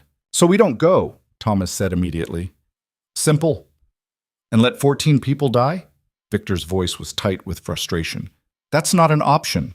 Neither is walking into an ambush that's designed to kill us all." Eliza was pacing now, her mind racing through possibilities. "The traitor knows we'll come. They're counting on it, which means we need to give them what they expect, but not in the way they expect it." Richard leaned against the desk, arms crossed. "You're suggesting we spring the trap intentionally?" "I'm suggesting we control the trap. Make them think they're winning right up until the moment we turn it around on them." She stopped pacing, looked at Victor. "We need to know who we're dealing with. Who in your network knew about all the operations that went wrong?" Victor pulled out a ledger, started flipping through pages. "The Ashford extraction, that was known by myself, Thomas, Richard, Edmund, and Sarah Mitchell at the Portsmouth house. The near miss in Dover 3 weeks ago? Same group, minus Edmund, plus Marcus Webb, who coordinates the coastal routes. The failed extraction in Surrey last month?" Victor's jaw tightened. "Sarah, Marcus, and Catherine Reed from the London safe house." Eliza grabbed paper and started making notes, drawing connections. "Sarah Mitchell appears in all 3. She's the common thread." "Sarah's been with me since the beginning," Victor said, but his voice held doubt now. "She's saved dozens of families." "Or she's been carefully building your trust while feeding information to the other side." Eliza tapped her notes. "Think about it. She runs a boarding house in Portsmouth. Perfect position to monitor everyone coming and going. Perfect cover for communicating with authorities without suspicion." Thomas made a low sound of realization. "The Portsmouth route has had more close calls than any other in the past 6 months. We thought it was because it's the busiest port, but it's because Sarah's been reporting everyone who passes through," Richard finished grimly. "How did we miss this?" "Because she's good at her job." Victor's expression was carved from stone. "Both jobs, apparently." He looked at Eliza. "Even if you're right, we still have the same problem. She has 14 hostages. We can't just abandon them." "We don't abandon them. We rescue them." Eliza spread her notes on the desk. "But first we need to confirm it's actually her, and we need to know where she's holding them. The coordinates in the letter point to an abandoned mill about 20 miles north. Remote, defensible." Victor pulled out a map, marked the location. "If she chose it, she knows the terrain. She'll have positioned people, set up fallbacks. Then we scout it, carefully, before the deadline." Eliza looked at Thomas and Richard. "Can you get eyes on that location without being seen?" "In daylight, maybe. At night," Thomas shrugged. "Possible. Risky. Everything's risky now." Victor straightened, and Eliza could see him shifting into command mode. "Thomas? Richard? Scout the mill. I want to know how many people she has, what weapons, every entrance and exit. Edmund should be here within the hour. When he arrives, brief him fully. We're going to need official cover for what comes next." "And what comes next?" Richard asked. Victor looked at Eliza, and something passed between them, an understanding, a shared determination. "We flip this entire operation on its head. If Sarah wants to trap us, we're going to make sure she's the one caught in it." After Thomas and Richard left, Eliza and Victor spent 2 hours planning in minute detail. Every contingency, every possibility, every way this could go catastrophically wrong. By the time Edmund arrived, they had something that might actually work, if they were extremely lucky and nothing unexpected happened. Edmund listened to their plan with increasing incredulity. "You want me to do what?" "Arrest me," Victor said calmly. "Publicly. With witnesses. Make a show of it." "Are you insane?" "Probably." Victor leaned back in his chair. "But think about it. Sarah expects me to come alone to negotiate. She's planning for that scenario. What she's not planning for is me being in custody when the deadline hits. It changes her calculations," Eliza added, "forces her to react instead of act. And while she's reacting, we move on the hostages." Edmund rubbed his temples. "This is the most absurd thing I've ever been part of, and I once helped smuggle a bishop out of the country in a wine barrel. Will you do it? Do I have a choice? If I don't, you'll do something even more reckless." Edmund sighed. "Fine, but we do this properly. I'll need evidence to make the arrest look legitimate, something that won't actually hold up in court but will satisfy immediate questions." "The church incident," Eliza said immediately. "Garrett already suspects Victor was involved in the Ashford rescue. Use that. Say you've uncovered evidence that requires immediate detention pending investigation. And what's your role in this elaborate fiction? Devastated wife, publicly distraught, privately coordinating the actual rescue." Eliza met his eyes. "Can you play along with that?" Edmund studied her for a long moment. "You've changed since the wedding, grown sharper, more dangerous. I had good teachers." She didn't look at Victor, but felt his presence beside her like heat. "Will it work?" "It might. If Sarah believes the arrest is real, if she thinks Victor's actually neutralized." Edmund paused. "She'll still have leverage with the hostages. She'll threaten to kill them unless he's released." "Let her threaten," Victor said coldly. "By the time she realizes the arrest is a diversion, we'll have the hostages secured and her operation dismantled. And if she starts executing people before we get there?" The question hung in the air, heavy and terrible. Victor's expression didn't change, but Eliza saw his hands clench. "Then we live with that," he said quietly. "And we make sure she pays for it." Edmund left to make arrangements. Thomas and Richard returned an hour before sunset with their reconnaissance, and the news wasn't good. 8 men, all armed, Thomas reported, positioned around the mill with clear sight lines. "The hostages are being held in the basement. We couldn't get close enough to confirm numbers, but we saw guards rotating in and out." "What about Sarah?" Victor asked. Victor Sartz. "Didn't see her, but there's a private room on the second floor with lights on. If she's there, that's where." 8 armed men, Eliza repeated. "Against how many of us?" 6, counting Edmund's people. Richard's expression was grim. "Not great odds." "Then we don't fight them head on." Eliza studied the map Thomas had marked with positions.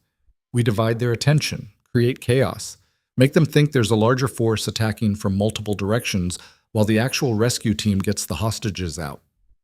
Victor was looking at her with something like admiration. "You're thinking like a strategist." "I'm thinking like someone who doesn't want to die." She pointed to the map. "Here, the old grain silo. If we set a fire there, it'll draw attention, force them to respond. While they're distracted, a small team goes in through the river entrance." "There's a river entrance?" Victor turned to Thomas. "Service tunnel. Half collapsed. Might not even be passable. But if it is, it opens directly into the basement level. That's our way in." Eliza was working it through in her head. 2 people maximum for the tunnel. Any more and we risk being heard. The rest create the diversion. We time it so the fire starts exactly at midnight, right when the deadline hits.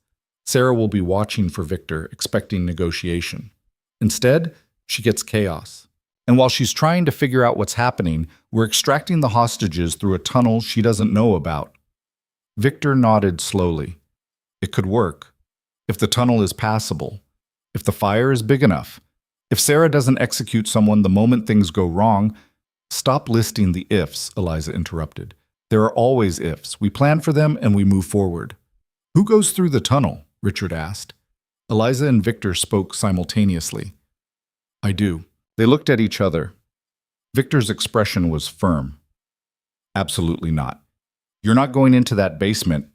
You're supposed to be under arrest, remember? If you suddenly appear at the mill, the entire deception falls apart.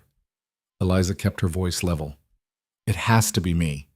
I'm the only one Sarah won't expect. Then I'll go with you. You can't. You're the distraction. You have to be visible, have to draw her attention.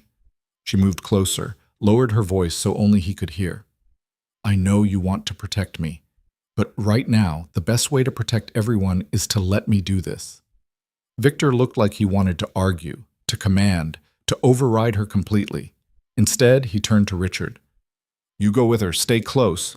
If anything goes wrong, you get her out first. The hostages are secondary to her safety. Victor, Eliza started to protest. Non-negotiable. His voice was steel. Richard goes with you or this plan doesn't happen. Richard nodded. Understood. They spent the remaining hours preparing. Weapons, supplies, emergency routes. Edmund returned with a formal arrest warrant that looked official enough to fool anyone who didn't examine it too closely. The plan was set. The pieces were moving. And at precisely 6 in the evening, Edmund arrived at Ravencraft Hall with 4 armed men and arrested the Duke of Ravencroft for conspiracy and treason. The household erupted in planned chaos. Mrs. Crawford wept convincingly. The servants scattered in apparent panic, and Eliza, playing her role perfectly, threw herself at Edmund with real tears streaming down her face. You can't do this. He's innocent. I'm sorry, Your Grace. Edmund's voice was professionally regretful. I have evidence that requires immediate detention. His Grace will have opportunity to defend himself, but he must come with me now. Victor allowed himself to be bound, his expression one of cold fury. As they led him past Eliza, he looked at her with eyes that said everything he couldn't speak aloud. Be careful, be smart, come back alive. She watched them take him away, maintaining her devastated performance until the carriages were out of sight. Then she dried her eyes and turned to face the remaining household. All right, they're gone. We have 6 hours before midnight. Let's move. The transformation was immediate. Mrs. Crawford stopped crying and started issuing commands. Thomas and Richard began loading weapons. Annie, quiet, mousy Annie, pulled out a set of lockpicks and began checking their condition with professional efficiency.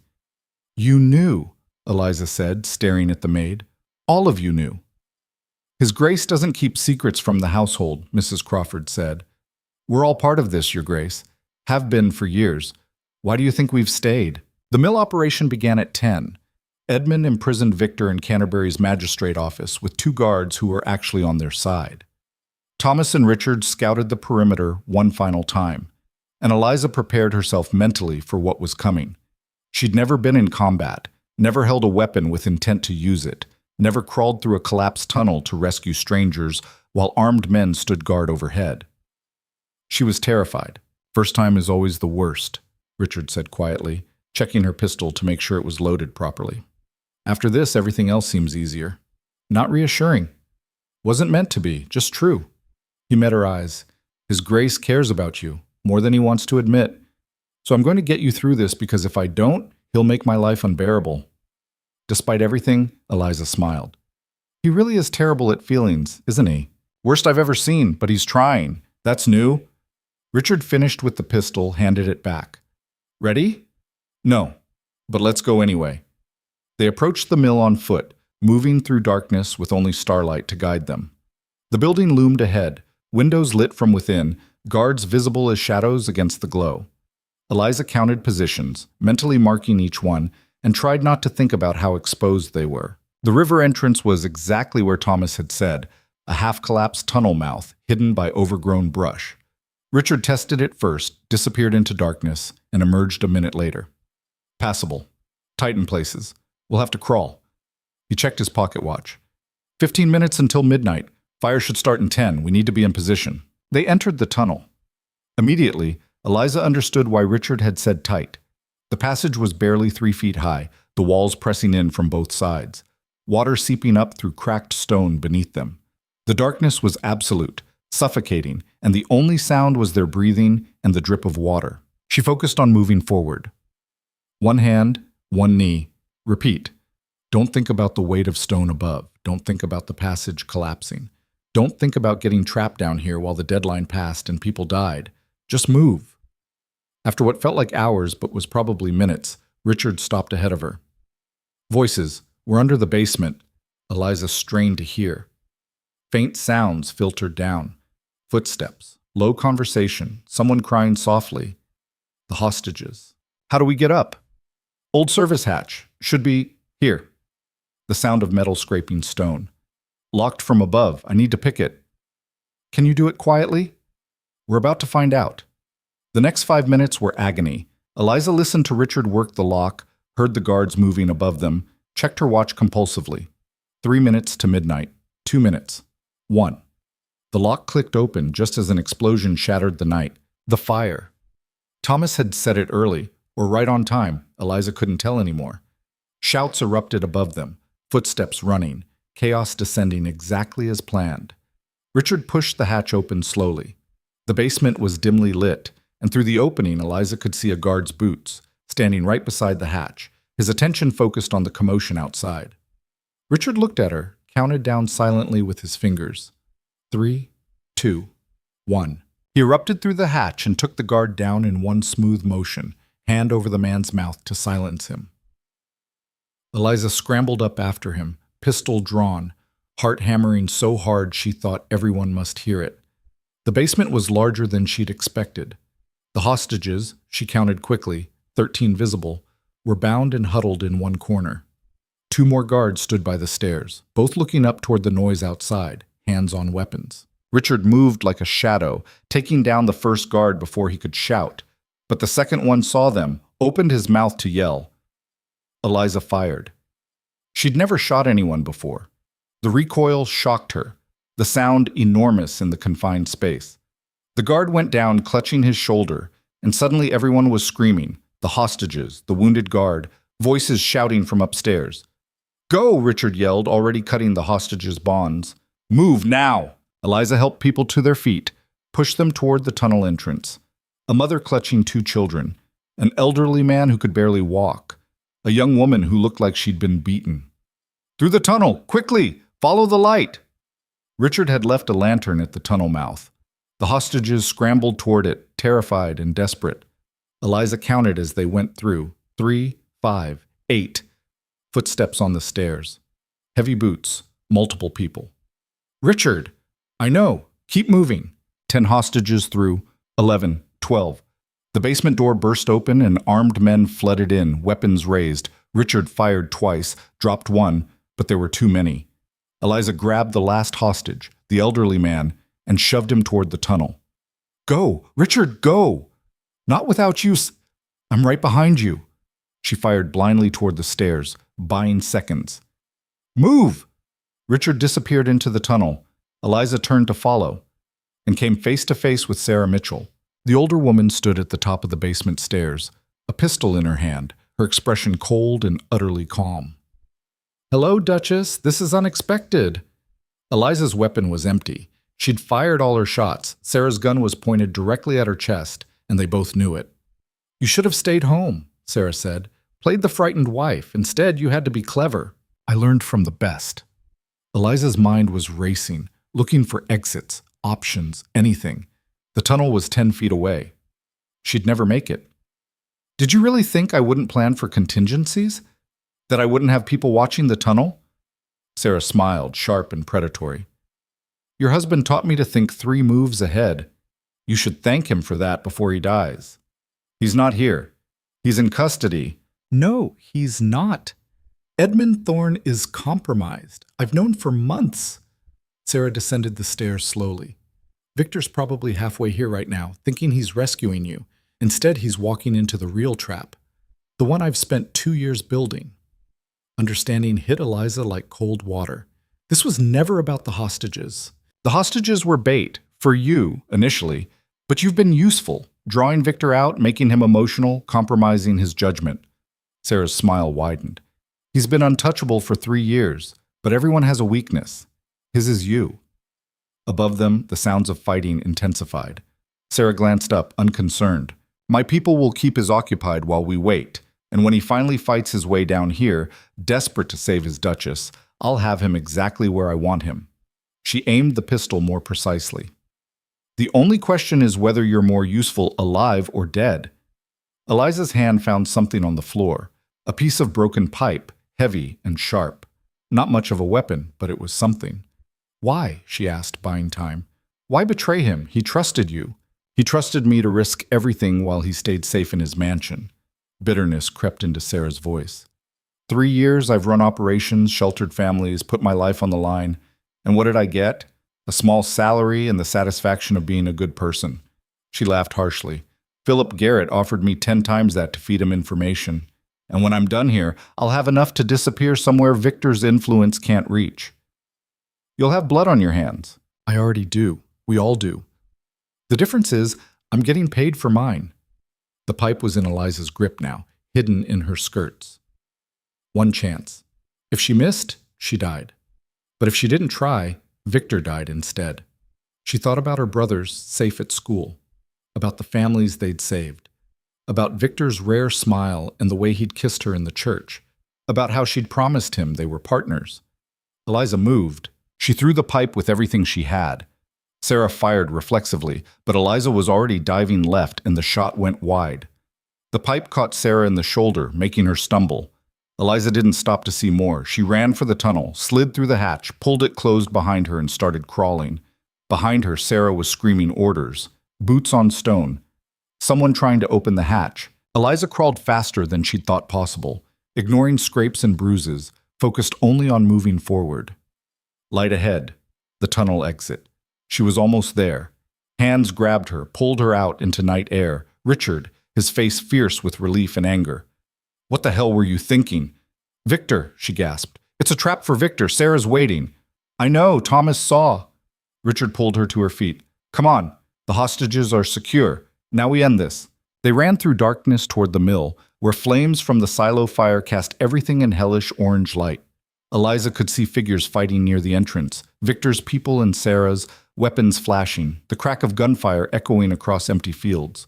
And there, pushing through the chaos toward the mill entrance, she saw Victor himself. No! She didn't think, just ran toward him. Victor, stop!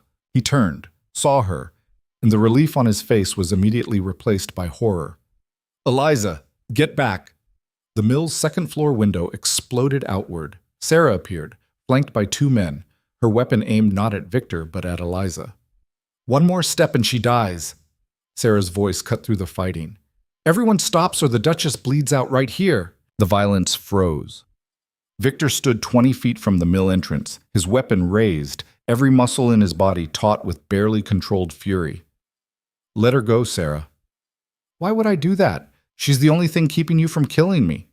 Sarah's smile was visible even at this distance. Here's how this works. You put down your weapons. All of you. Submit to arrest, and maybe I let her live. You know I can't do that. Then I guess you're choosing her death. Sarah's finger tightened on the trigger. Last chance, Victor. Your life for hers. Seems like a fair trade. Eliza saw it happening in slow motion, Victor lowering his weapon, saw him preparing to surrender, to sacrifice everything they'd fought for to save her life. And she realized that if he did that, Sarah would kill them both anyway. Would kill everyone. Would win completely. Don't you dare, she said loudly enough for everyone to hear. Victor, don't you dare give up. Eliza, she's bluffing. Eliza locked eyes with Sarah across the distance. She needs me alive to keep you compliant. The second you surrender, I'm dead anyway. We both are. Sarah's expression flickered with annoyance. Clever girl, but wrong. I don't need you alive. I just need him to think I do long enough. The shot came from the darkness. Sarah jerked backward, the pistol falling from her hand. She stood there for a moment, looking shocked, before collapsing. Edmund stepped out of the shadows, his weapon still raised. Should have checked all your contingencies, Sarah. The fight erupted again, but it was brief. Sarah's people, seeing their leader down, surrendered quickly. Within minutes, it was over. Her men disarmed and bound, the hostages secured, the mill surrounded. Victor crossed the distance to Eliza in 3 strides and pulled her into his arms hard enough to drive the air from her lungs. Don't ever, he said into her hair, his voice shaking, ever do that again. Which part? The tunnel? The confrontation? Or calling Sarah's bluff? All of it. Everything. You terrify me. He pulled back enough to look at her face, his hands framing her cheeks. Are you hurt? Bruises? Nothing serious. She covered his hands with hers. You were going to surrender. Of course I was. You think I'd let you die? You think I'd let you surrender? She smiled despite everything. We're equally stubborn, apparently. Apparently. He kissed her forehead, her cheeks, finally her mouth, brief and fierce and full of everything he couldn't say. Partners. Partners, she agreed. Edmund approached, looking grim. Sarah's alive but wounded. Garrett's people will want her. She's been feeding them information for months. But we have her ledgers, her correspondence, everything we need to prove the magistrate's corruption. And the hostages? Victor asked, not releasing Eliza. All accounted for. Shaken but alive. We'll move them to safe locations tonight. Arrange transport out of the country by week's end. Edmund's expression softened slightly. You did it. You beat her. We did it, Victor corrected, looking at Eliza. This was her plan, her strategy. Then you married better than you deserved, Edmund said dryly. They spent the next hours securing everything. Sarah's people were handed over to Edmund's custody. The hostages were distributed to various safe houses. Sarah herself, barely conscious and raving about betrayal and money, was taken to Canterbury under heavy guard. By dawn, Eliza and Victor were finally alone in his study at Ravencraft Hall, drinking terrible coffee and watching the sun rise through windows that desperately needed cleaning. Sarah kept detailed records, Victor said quietly, leafing through the ledgers Edmund had recovered. Every family she betrayed, every payment from Garrett, every operation she sabotaged. He closed the book with a snap. 47 families I thought we'd saved. 23 were captured because of her. But 24 weren't, Eliza said. And after tonight, 14 more are free. That's 38 families who have lives because of you. Because of us. He looked at her, really looked at her. I couldn't have done this alone. Not anymore. Maybe not ever. You did it for 3 years before I showed up, and I was slowly destroying myself doing it. He set the ledger aside, moved to sit beside her. I told myself isolation was strength, that trusting no one meant never being betrayed, but all it meant was being alone with the weight of everything. You don't have to be alone anymore. No. He took her hand, laced their fingers together. I have you, my partners in crime, literally. She laughed, surprising herself. Is that all I am? Your accomplice in treason? You're my wife, my friend, the person who threw a piece of pipe at an armed traitor and somehow survived. He smiled, and it transformed his entire face. You're the bravest, most reckless, most extraordinary person I've ever met. And I... He stopped, the words catching. Eliza waited, her heart hammering. I'm glad you challenged me, Victor said finally. At the ball. I'm glad you were brave enough to say yes. I'm glad you're here. It wasn't I love you. But it was close. Closer than she'd expected from someone who'd spent years building walls around his heart. I'm glad too, she said quietly. Even with the treason and the gunfights and the crawling through collapsed tunnels. Especially because of those things? Maybe. She leaned against his shoulder, exhausted and exhilarated in equal measure. What happens now? Now we rebuild. The network, the trust, everything Sarah compromised. Victor's voice was thoughtful. Edmund's going to use her ledgers to expose the magistrate's corruption. It won't stop everything, but it'll slow them down, make it harder for them to operate so openly. And us? We keep doing what we've been doing, saving families, fighting corruption.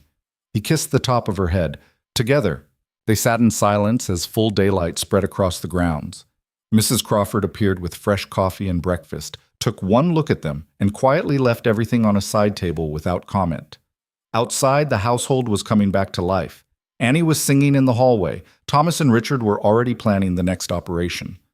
The world was continuing despite everything they'd been through. Victor? Eliza said after a while. Thank you. For the choice. At the ball.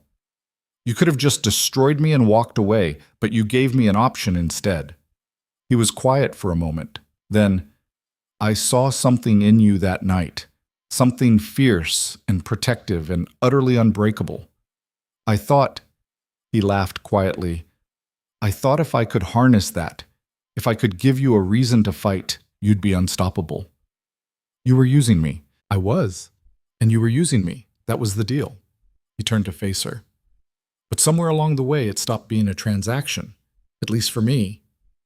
For me too, she admitted. Good. He stood, pulled her to her feet. Because I have about 6 different operations that need attention. Edmund wants a formal statement, and Mrs. Crawford is going to insist we eat actual food at some point. But before all that, he kissed her properly this time, slow and deliberate and full of promise. When they broke apart, Eliza was smiling. "Welcome to the conspiracy, Duchess," Victor said, echoing his words from weeks ago. "Try not to get us both hanged." "Still working on that part," she replied. They had work to do. A network to rebuild. Families to save. A shadow war to fight against corruption that seemed endless and insurmountable. But for the first time since she'd agreed to this impossible marriage, Eliza felt like they might actually win. Not because the fight was over, it was far from over, but because they were facing it together now, and that made all the difference. The summons from Parliament arrived 3 weeks later, delivered by a nervous clerk who looked like he'd rather be anywhere else. Victor read it once, handed it to Eliza without comment, and watched her face as she absorbed the words. "They want you to testify," she said slowly, "about the rescue operations, about Sarah, about everything. They want to determine if I'm a criminal or a hero. Probably both." He poured himself whiskey even though it was barely noon. Edmund's testimony exposed 6 magistrates for corruption. The scandal's growing. They need someone to blame or someone to praise, and I'm conveniently both. What happens if they decide you're a criminal? Execution, most likely.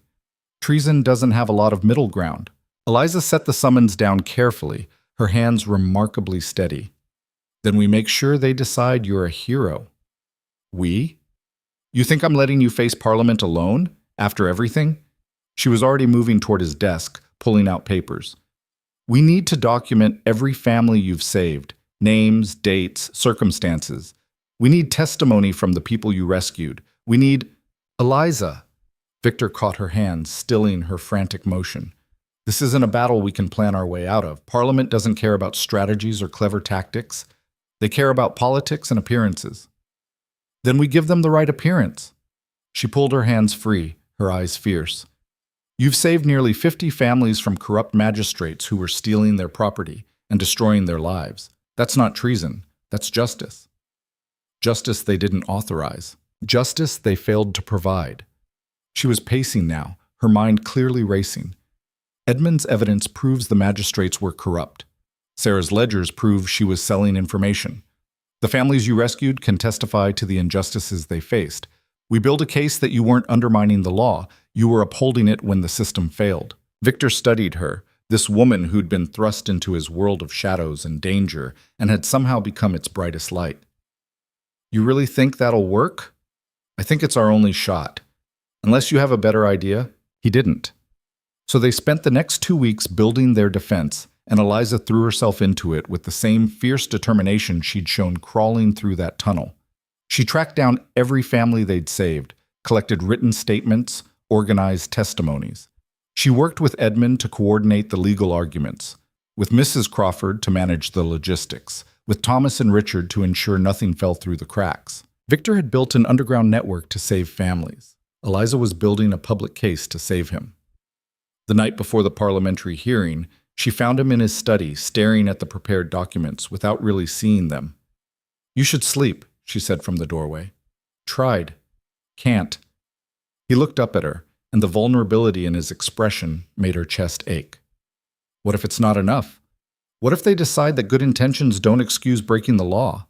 Then we deal with that when it happens. She crossed to him, took his hands. "But Victor, you need to understand something. Even if the worst happens, even if they convict you, what you did mattered. The families you saved, the lives you changed, that's real. No parliamentary decision can erase that. Cold comfort if I'm hanging from a rope." "Then don't hang." She said it simply, like it was obvious. "Fight, testify, make them see what I see, a man who risked everything because it was the right thing to do. I didn't do it to be noble. I did it because I was angry and guilty and trying to atone for—" He stopped, the old pain surfacing. "For the family you couldn't save 3 years ago," Eliza finished quietly. "I know, but that doesn't make what you did any less important." He pulled her close, buried his face in her hair. "If they convict me, you'll be the wife of a traitor. Your reputation, your future. will be exactly what I choose to make of them. She pulled back to look at him. I chose this, Victor. Chose you. I'm not running now just because it's dangerous. You're insane. You've mentioned that before. She smiled slightly. Get some sleep. Tomorrow we remind Parliament what justice actually looks like. The parliamentary chamber was packed. Members of Parliament filled the benches, but the gallery was crowded with spectators, nobility, journalists, common citizens who'd heard about the scandalous Duke and his underground railroad. Eliza sat in the family section, her hands folded calmly in her lap despite her racing heart, and watched Victor stand to face his accusers. Lord Chancellor Pemberton presided, his expression stern and unreadable. Duke Ravencraft, you stand accused of operating an illegal network to transport citizens out of England, interfering with lawful seizures of property, and conspiracy against the Crown's magistrates.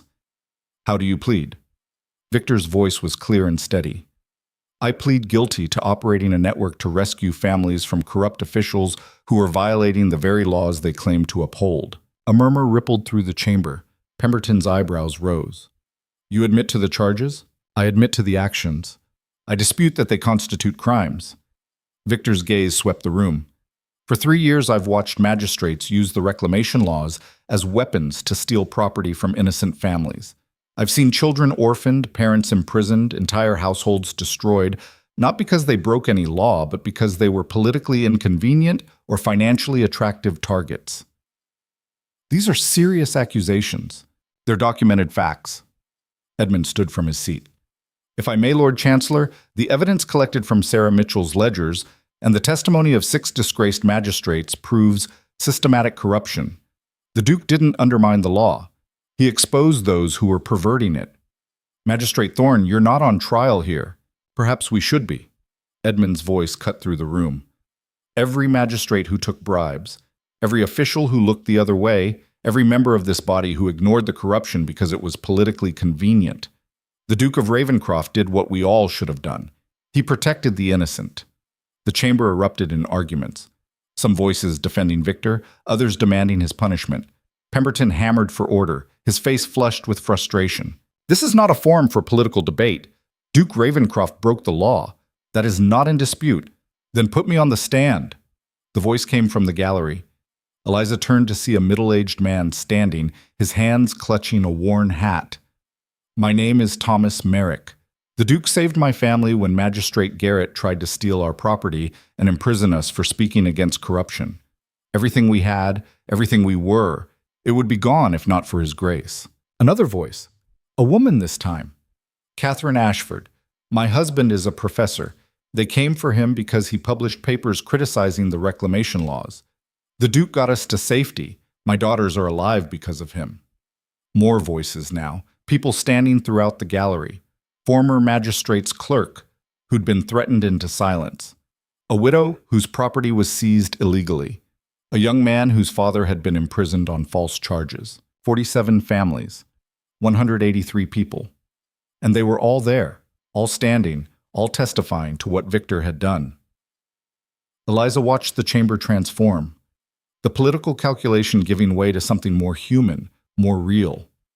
These weren't abstract legal arguments anymore. These were lives, actual people who'd been saved. Pemberton was struggling to maintain order, but the tide had shifted. Even the most skeptical members of Parliament couldn't dismiss this many witnesses. Finally, after nearly an hour of testimony, Pemberton called for silence. The chamber gradually quieted, but the energy had changed completely. Duke Ravencraft, Pemberton said heavily, what you've done is irregular at best and illegal at worst. You took the law into your own hands. Because the law had failed them, Victor interrupted, and would fail them again if someone didn't act. That's not your decision to make. Then whose is it? Victor's voice was passionate now, no longer controlled. How many families should lose everything before someone intervenes? How many children should suffer before we admit the system is broken? The system has mechanisms for addressing corruption, mechanisms that take years while people lose everything in months. Victor gestured to the gallery. Ask them how well those mechanisms worked. Ask them if they should have waited patiently while magistrates stole their homes and destroyed their lives. Pemberton had no answer to that. The chamber was silent now, waiting. Lord Chancellor, Edmund said quietly. The Duke violated the letter of the law to uphold its spirit.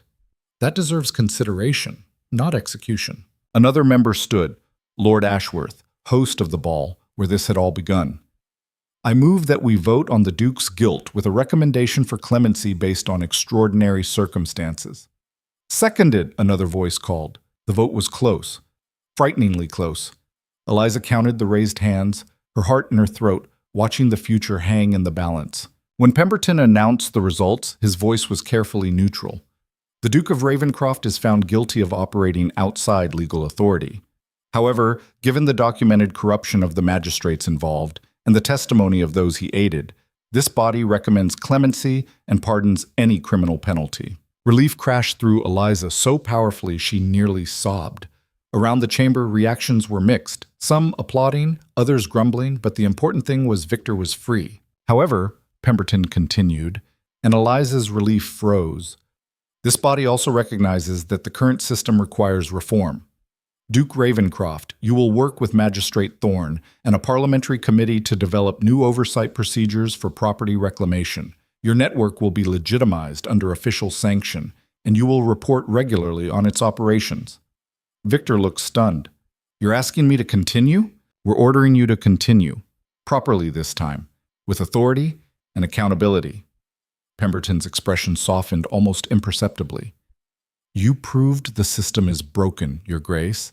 Now help us fix it. The chamber erupted again, but this time in genuine debate about implementation and oversight. Victor was immediately surrounded by members wanting details, asking questions, proposing ideas. And Eliza, watching from the gallery, felt tears streaming down her face as she realized they'd actually won. Not just survived, won. The celebration that night at Ravencraft Hall was chaotic and joyful. Edmund arrived with wine. Thomas and Richard showed up with half the rescued families who wanted to thank Victor personally. Even Mrs. Crawford abandoned her usual reserve to hug Eliza fiercely. You did it, the housekeeper whispered. You saved him. We saved each other, Eliza corrected. Victor found her later out on the terrace escaping the noise, staring up at stars that seemed impossibly bright. There you are. I've been looking everywhere. Needed air. It's overwhelming in there. Tell me about it. He joined her at the railing, their shoulders touching. They want me to testify before 3 separate committees. Edmund's already drafting oversight protocols. And apparently I'm now officially sanctioned to continue rescuing people, just with more paperwork. How do you feel about that? Terrified, relieved, confused. He laughed. Mostly confused. I went from expecting execution to being asked to reform the entire legal system. That's what happens when you're stubborn enough to prove the system wrong. They stood in comfortable silence, listening to the party inside. The sound of people who'd been saved celebrating with those who'd saved them. I couldn't have done this without you, Victor said finally. The testimony, the strategy, even the courage to keep fighting when it seemed hopeless. You gave me all of that. You would have found a way. No, I wouldn't have. He turned to face her fully. Before you, I was so focused on the mission that I forgot why it mattered. I saved families but couldn't let anyone close. I fought corruption but couldn't trust anyone. You changed that. You changed me. Eliza felt her breath catch. Victor, I love you. He said it simply, like it was the most obvious thing in the world. I think I started loving you when you threw that pipe at Sarah. Maybe before, but definitely when you refused to let me face Parliament alone.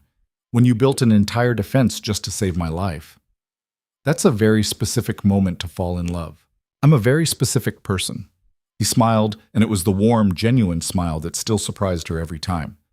I know this started as a transaction. I know I told you not to expect affection or time or anything resembling a normal marriage. But somewhere along the way, this became the realest thing in my life. You became the realest thing.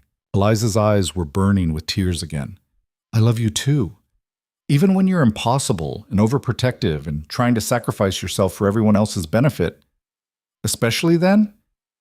Maybe especially then? She kissed him, soft and sweet and full of promise. So what happens now? We reform the justice system and rescue families and try not to get arrested again. That's the plan, with one addition. What's that? Victor pulled something from his pocket, a small box she recognized from his family vault. Inside was a ring, old and beautiful, with a stone that caught the starlight. This was my grandmother's. She was apparently quite fierce and terrifying, and everyone in the family was afraid of her except my grandfather, who loved her madly. He took the ring out carefully. I thought maybe you'd wear it as a real wedding ring, not just the one I gave you for show. Eliza looked at the ring, at his face, at this man who'd become so much more than she'd ever expected. Yes, she said simply. He slid it onto her finger, and it fit perfectly. Of course it did. Inside, someone started playing the piano, badly but enthusiastically. Voices rose in a drinking song that was probably inappropriate but definitely sincere. The celebration continued, growing louder and more chaotic as the night wore on. But Eliza and Victor stayed on the terrace, holding each other, watching stars and planning their future. A future that included reformed legal systems and rescued families and probably more danger than was strictly advisable.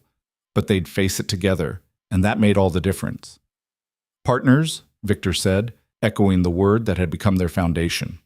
Partners, Eliza agreed, in crime, in justice, and in everything else. The next morning brought practical realities crashing back. Victor's first official committee meeting was scheduled for the following week. Edmund needed help drafting the new oversight protocols. 17 families were waiting in safe houses for transport to permanent locations. And Mrs. Crawford informed them that the household staff had taken a vote and decided they all deserved raises for putting up with the chaos. Victor handled it all with the focused intensity Eliza had come to recognize as his working mode. But he also stopped by her study every few hours just to check in, to steal a kiss, to remind himself she was real. They were learning to balance it, the work and the relationship, the danger and the domesticity, the public role and the private partnership. It wasn't always smooth. Victor still had moments where he tried to handle everything alone. Eliza still threw herself into risky situations without thinking through the consequences.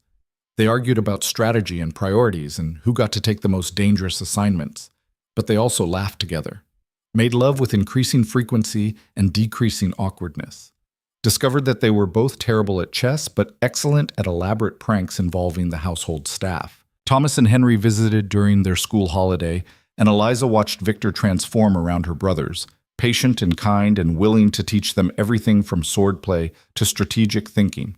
She fell in love with him a little more seeing him with them, seeing the gentleness he hid from the rest of the world. "You're good with them," she said one evening, watching Victor help Henry with his Latin homework while Thomas practiced fencing forms in the corner. "They're good kids, smart, brave like their sister. They adore you. The feeling's mutual." He looked up from the Latin text, smiled at her. "Thank you for letting me be part of their lives. Thank you for saving them, for saving all of us." The first official rescue under the new system happened 6 weeks after the parliamentary hearing. A family in Yorkshire, father, mother, 3 children, facing illegal seizure of their farm by a magistrate who'd falsified records. This time Victor had official warrants, Edmund's authority backing him. A parliamentary seal that meant they weren't criminals but sanctioned agents of reform. It was strange, operating in daylight. No more shadows, no more secret codes.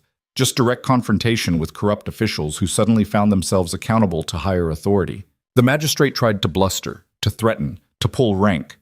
Victor simply handed him the warrant and waited while Edmund's people conducted a formal investigation that uncovered years of fraud. The family kept their farm, the magistrate was arrested, and Victor and Eliza rode home knowing they'd just proven the new system worked. "It's different," Victor said on the ride back. "Easier in some ways, harder in others." "How so?"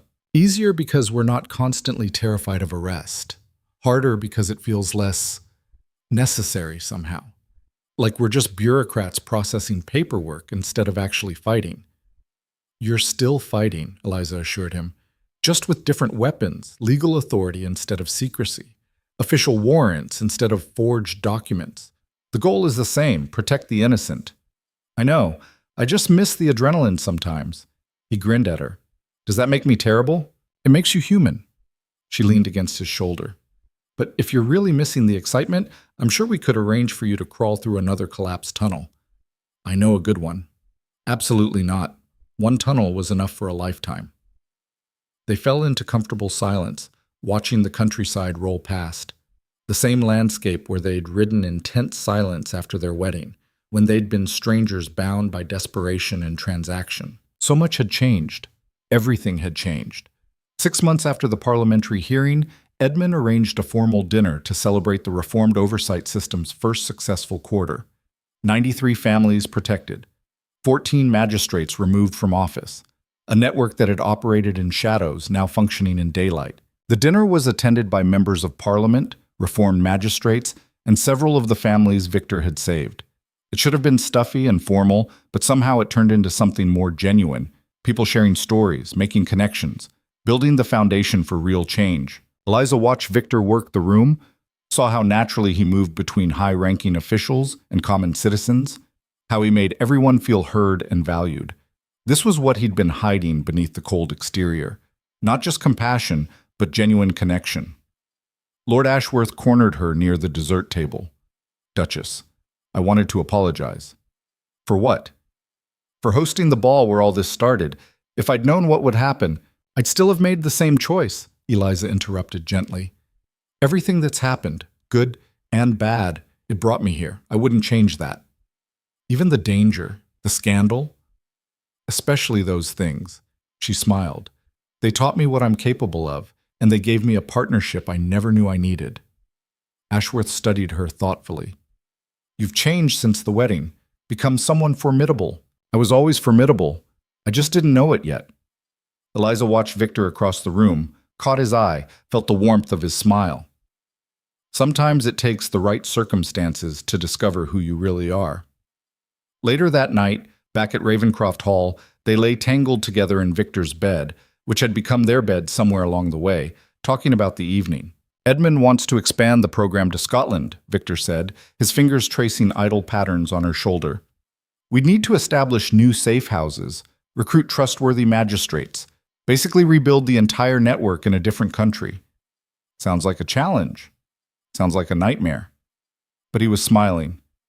"What do you think?" "I think we've successfully reformed the English system. Might as well export our chaos to Scotland." "Our chaos? I like that." He pulled her closer. "You realize we've become that couple. The ones who finish each other's sentences and work together so smoothly, it's annoying." "Absolutely insufferable," Eliza agreed. "We should probably tone it down." "Definitely." They made no effort to tone anything down. The expansion to Scotland happened over the next year, and it was exactly the nightmare Victor had predicted. Different laws, different politics, different corruption that required different solutions. They spent months traveling between England and Scotland, establishing connections, building trust, learning new systems. But they did it together, and somehow that made even the impossible seem manageable. Eliza discovered she had a talent for negotiation, for finding common ground between stubborn officials and desperate families. Victor learned to delegate, to trust their expanding team instead of trying to handle everything personally. They grew into the partnership they'd claimed from the beginning, but hadn't quite understood yet. 2 years after that first desperate wedding, Eliza stood in the same parliamentary chamber where Victor had faced trial, this time testifying about the program's expansion and success. "In 24 months, we've protected over 200 families across England and Scotland," she told the assembled members. "We've removed 37 corrupt magistrates from office. We've recovered over £500,000 in illegally seized property. And most importantly, we've proven that justice reform is possible when good people choose to act." Questions followed, about costs, about oversight, about future plans. Eliza answered them all with the same confident precision she'd learned from watching Victor work. After the testimony, Lord Pemberton approached her privately. "Duchess, I'll be honest. When your husband first appeared before this body, I thought we'd hang him for treason. Now I'm watching you expand his program across multiple countries with parliamentary funding. How did this happen?" "We proved the system was broken," Eliza said simply. "And then we fixed it. Turns out that's easier to do when you're not working alone."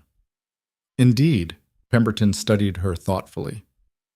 "There's talk of creating an official position, Director of Property Justice Reform, permanent seat on the Judicial Oversight Committee, significant authority. We'd like to offer it to your husband." "Offer it to me instead." Pemberton blinked. "I beg your pardon?" Victor's brilliant at the strategic work, at building networks and coordinating operations. I'm better at the politics and the public advocacy. Eliza met his eyes directly. If you want someone to represent this program in Parliament, to fight for funding and expansion, to make the case for continued reform, I'm your candidate. That's highly irregular. So was everything else we've done. Hasn't stopped us yet. Pemberton laughed, surprised and genuine. I'll take it to the committee, but Duchess, I think you're going to get your seat. She did. The appointment was announced 3 weeks later, and Eliza became the first woman to hold an official position on the Judicial Oversight Committee. The reaction was predictably mixed. Some celebrated it as progress. Others decried it as scandal. Most were just confused about how a woman who'd married the Devil Duke to escape debt had ended up reforming the entire justice system. Victor's reaction was the only one that mattered. Director of Property Justice Reform, he said, reading the official announcement. That's quite a title. Too much? Not nearly enough. He pulled her into his arms. You're going to be brilliant, terrifying and brilliant. I learned from the best. Hardly. He kissed her forehead. You've surpassed me in every way that matters. Not every way. She smiled up at him. You're still better at brooding dramatically in your study. It's a gift. They fell into their familiar rhythm, working together during the day, retiring to their private sanctuary at night, building something that was equal parts partnership and love story.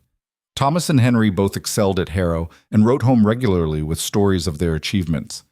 Mrs. Crawford ran Ravencraft Hall with the same efficient precision she'd always shown, though she smiled more often now. Thomas and Richard continued coordinating rescue operations with increasing success. And Edmund, practical, steady Edmund, surprised everyone by falling in love with one of the families they'd rescued, a widow with 2 children who'd lost everything to corrupt magistrates. His wedding was small and joyful, and Victor stood as his witness, and Eliza cried through the entire ceremony. You're getting soft, Victor teased afterward. I'm getting happy, she corrected. There's a difference. 5 years after that desperate proposal at the Ashworth Ball, Eliza stood on the steps of Parliament, addressing a crowd that had gathered to celebrate the justice reform program's expansion to Ireland. When I married the Duke of Ravencraft, she said, her voice carrying across the square, I thought I was making a practical choice, saving my family through a transactional arrangement. I had no idea I was actually choosing a partnership that would change my entire life. Victor stood beside her, his hand finding hers naturally. The crowd watched them, the Devil Duke who'd become a champion of justice, and the desperate bride who'd become a force for reform. Together, we've proven that good people can make a difference, Eliza continued, that corruption can be fought, that systems can change, that justice is possible when we're brave enough to demand it. Cheers erupted. Not universal. There were still critics, still people who thought they'd overstepped, still magistrates angry about losing their corrupt power. But the cheers were loud and genuine and growing. That night, alone in their room at Ravencraft Hall, Eliza and Victor took stock of how far they'd come. 6 countries now, Victor said, reviewing their maps and progress reports. 200 permanent staff, over 500 families protected, parliamentary funding secured for the next decade. We did that, Eliza said wonderingly. We actually did that. You did that. I just provided the initial network and the dramatic reputation. He set the papers aside, pulled her close. Everything else, the expansion, the legitimacy, the actual reform, that was you. It was us. She corrected gently but firmly. Always us. He kissed her, slow and sweet and full of everything they'd built together. When they broke apart, his expression was serious. Do you ever regret it? The choice you made at the ball? Eliza thought about that desperate girl in a borrowed dress, making an impossible decision to save her family. Thought about everything that had come after, the danger, the fear, the moments when death had seemed certain. Not for a second, she said honestly.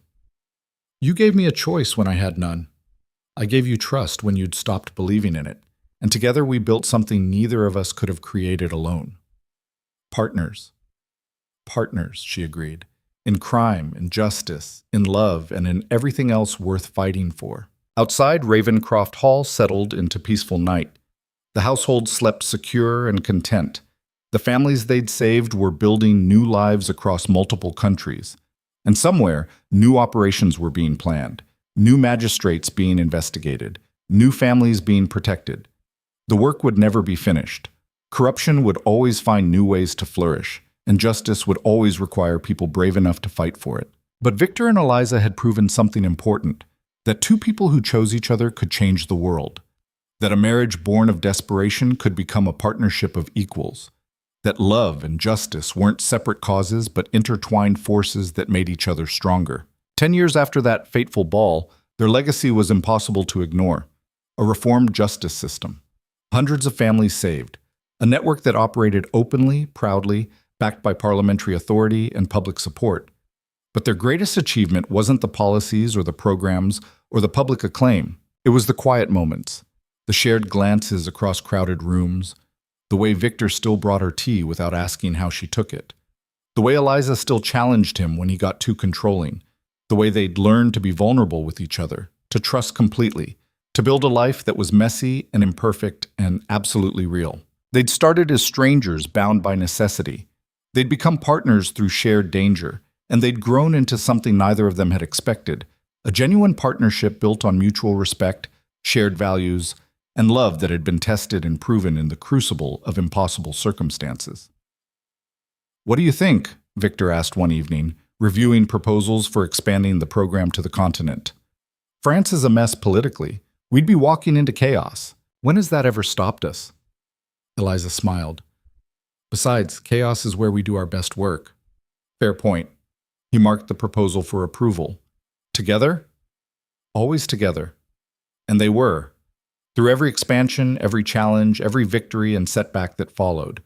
Partners in the truest sense, equals who made each other stronger, who turned impossible odds into opportunities, who proved that choosing each other had been the best decision either of them had ever made. The Devil Duke and his Duchess, the scandalous marriage that became a legendary partnership, the desperate bargain that transformed into genuine love and lasting change.